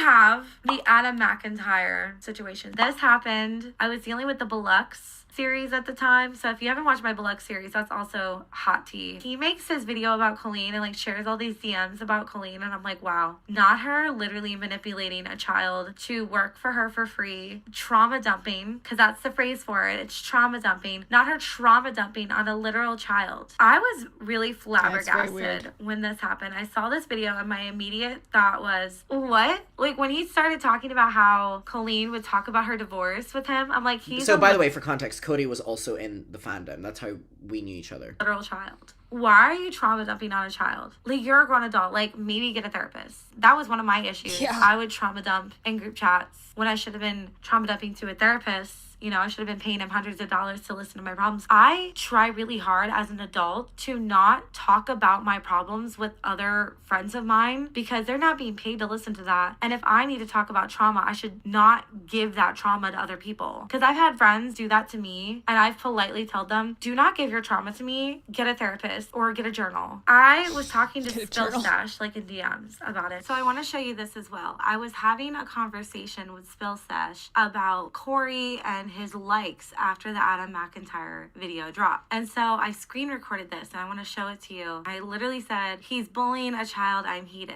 So here's Corey's likes and here's the video he liked. So before Colleen got in Cody's ear, Cody agreed as well that that's what they were doing to me, Colleen and Corey.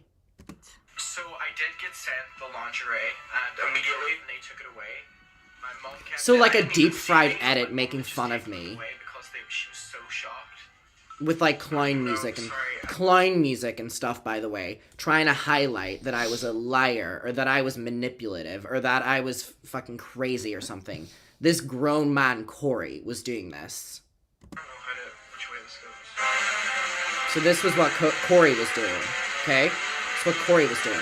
I was not on their side and that I was showing concern about Adam being bullied by the community. Oh my God, I need to make a video. But I was already working on my Belux finale. And so I was like, I need to finish this and then I'll work on that. And I wanted to wait and see like what happened. I am going to show you DMs between me and Colleen and me and Corey because I think you need to see these. She DMs me and says, I wanted to reach out to you privately and in confidence and let you know why I'm staying silent. After he sent me that last message, which you can see in his video, I'll link that down below. That he is now made public. I responded to his messages immediately, did not ghost him, and then received a message from his mother through his DMs asking me to not speak of him. I now realize I should have never been communicating with him in the first place.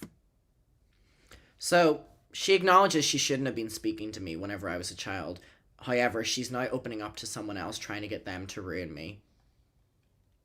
We're only starting though. Yeah, duh. He was a child. He's not even the only child that she was talking to. She was literally in DMs talking to children about sex. Here's one. Are you a virgin? Okay. So I never thought these messages would get out, but that was to me. These messages were to me. In our group chat with Colleen, we were in a group chat called The Weenies. And I wrote in the group chat and said, I'm doing a YouTube Q&A and I need questions. And Colleen was like, so this was like 2017, 2016. So I would have been like 15 or something like that, 15-ish. And I was like, innocently, fuck me. But even then, I mean, you know, stan mentality, but even just on a baseline of how it went. So I wrote in the group chat and was like, and by the way, look at this, Adam, you need questions for your Q&A? Are you a virgin? And then she goes on. This is Colleen in a group. Well, okay. Now, I'm not going to defend this as it may be coming off, but this is the first time I'm actually seeing the text, and it seems to be like in the group chat. And so now it's saying, Adam, do you need questions for your Q&A? Okay. And now, are you a virgin? Is that like an attempt at a joke, or like as a, oh, ha ha ha, if you want to do a Q&A video, you should answer this question? It's a little bit different, I will say, than cold DMing someone and saying, hey, I just wanted to ask you, are you a virgin? It's not okay either way. However, the context is a little bit like stupid joke versus like, what are you doing here? You're just like trying to get this kid to come to your house or something. Like, so, you know, not that that's acceptable, but it's a little bit more. I understand the context a little bit more now after seeing this screenshot. Group chat She goes with on. children. They're called the weenies. And it's multiple people in there, so it's not like one person being targeted, which is a little better. I'm not trying to give her like credit, but just to keep it within, you know, rational, like what actually occurred here, so I understand it. I love you. You got this, Miss Wheelchair. A wheelchair? Are you a virgin? I literally can't imagine what birth feels like. I just don't understand why this exists at all. Like why you're a grown adult is in a children's group chat. Adam, do you need questions for your Q&A? When my friends would be like, you know, what's your opinion on Mariah's new song or something? So she goes, are you a virgin? If you're in the Colleen Ballinger fandom, you whenever know I was, like, about 15. this group chat. She's also asking... And she asked me what my favorite sex position is. Now, if that doesn't validate any of the stories that she... And then another one says, who is your favorite YouTuber? So I guess the joke is like, oh, here's some questions you can answer. Ha ha ha ha. Not funny. But I think just weird. Would be talking openly about her sex with her ex-husband to me, then I don't know what will. Or speaking about, you know, sex with her, you know, boyfriend at the time whenever she was on her Hawaii trip. I don't know what will. That literally in a group chat of a lot of people, she was asking me questions about my sex life at 15. I guess I'm like, okay, like, did she really think at this moment, like, she was going to get an answer? Like, oh, he's going to tell me what his sex position is? Or she's trying to be funny to, like, make it cool that she's, like, funny with teenagers. Like, I can make racy jokes. I'm just like you, fellow kids.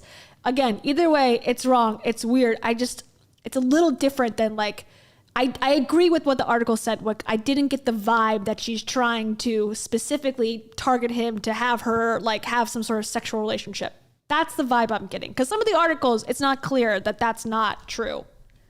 But again, playing devil's advocate here.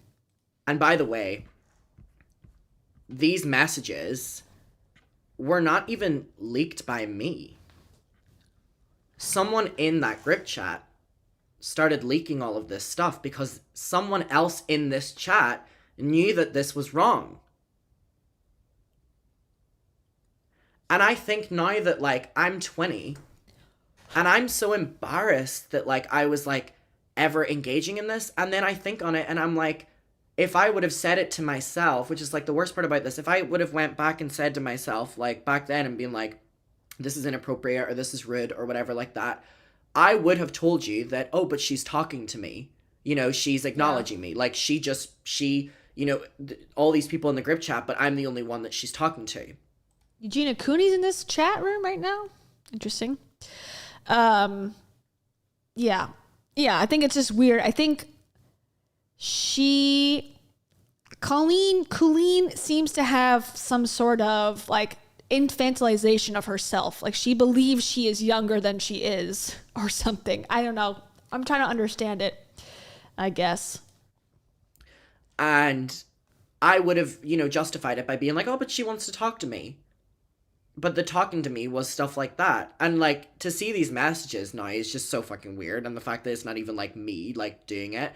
I mean, it's just to see. I guess, okay, here's my question. And I know I'm, like, dipping my toe in, because I just see a comment. It's like, she's a predator. Okay.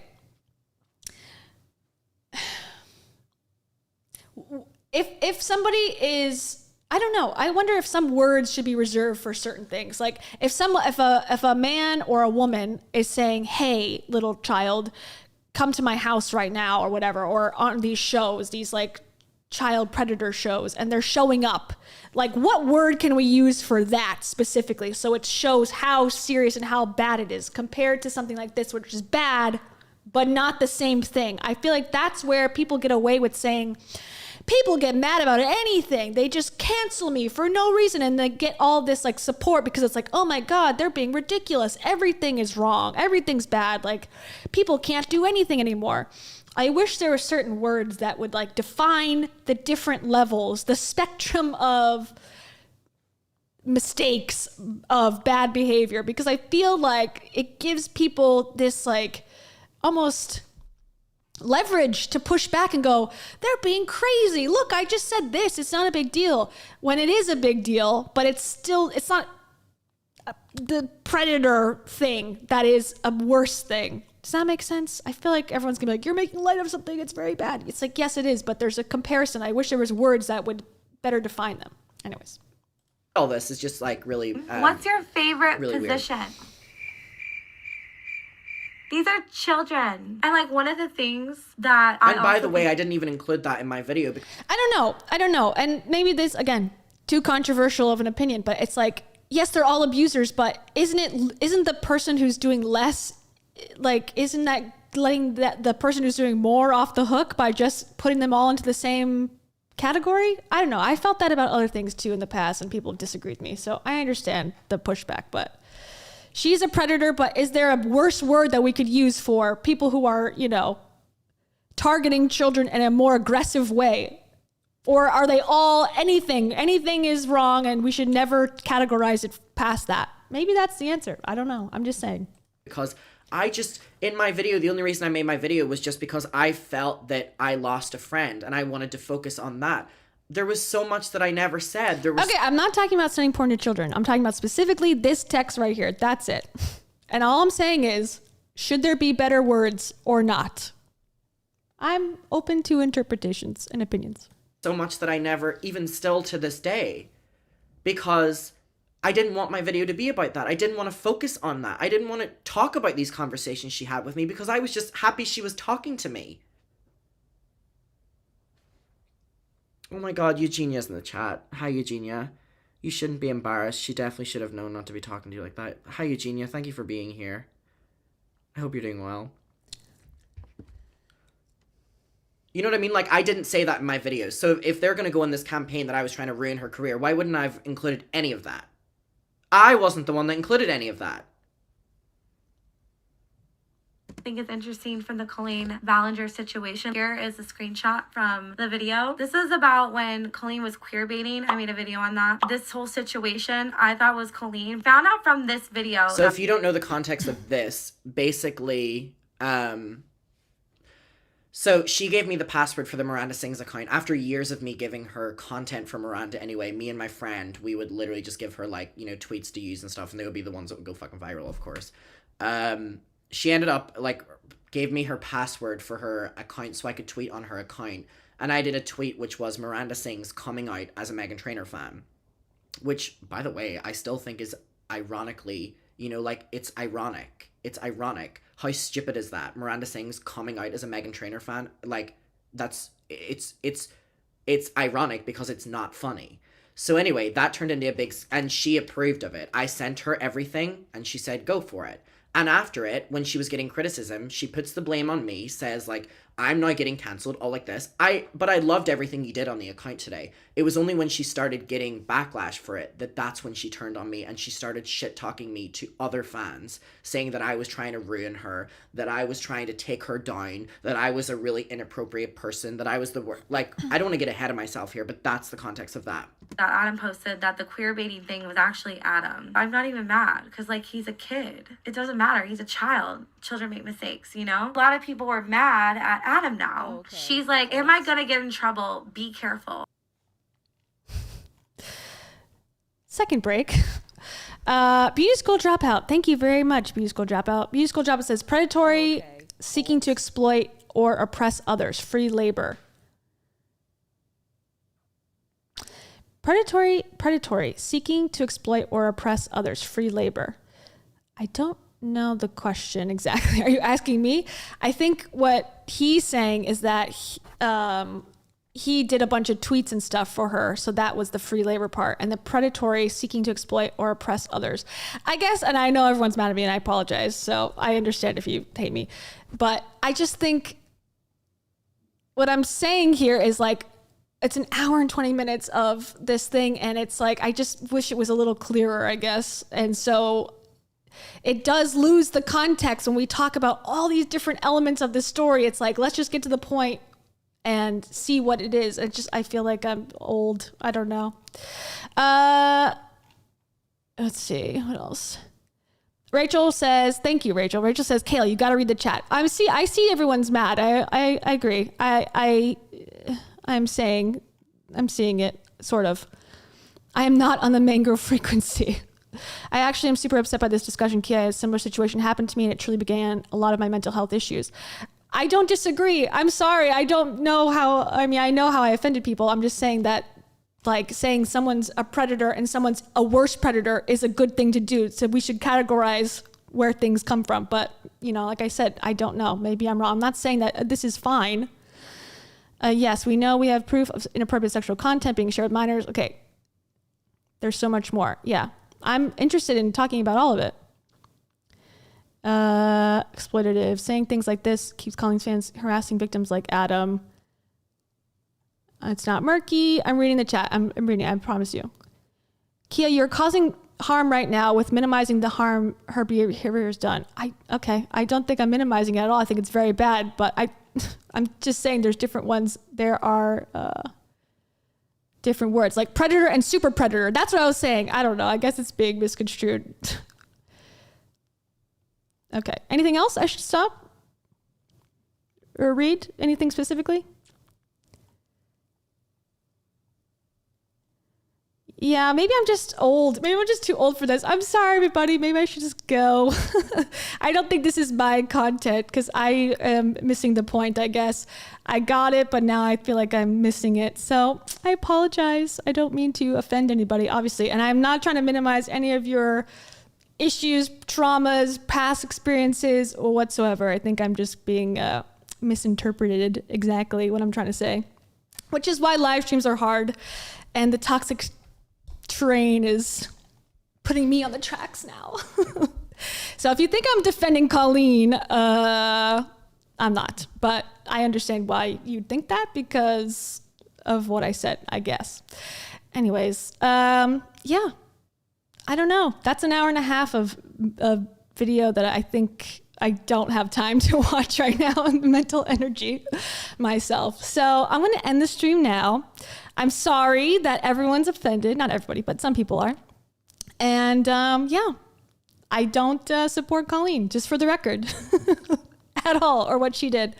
But I think it's important to understand context and nuance, but I know that the internet is not the place for that. So I get it.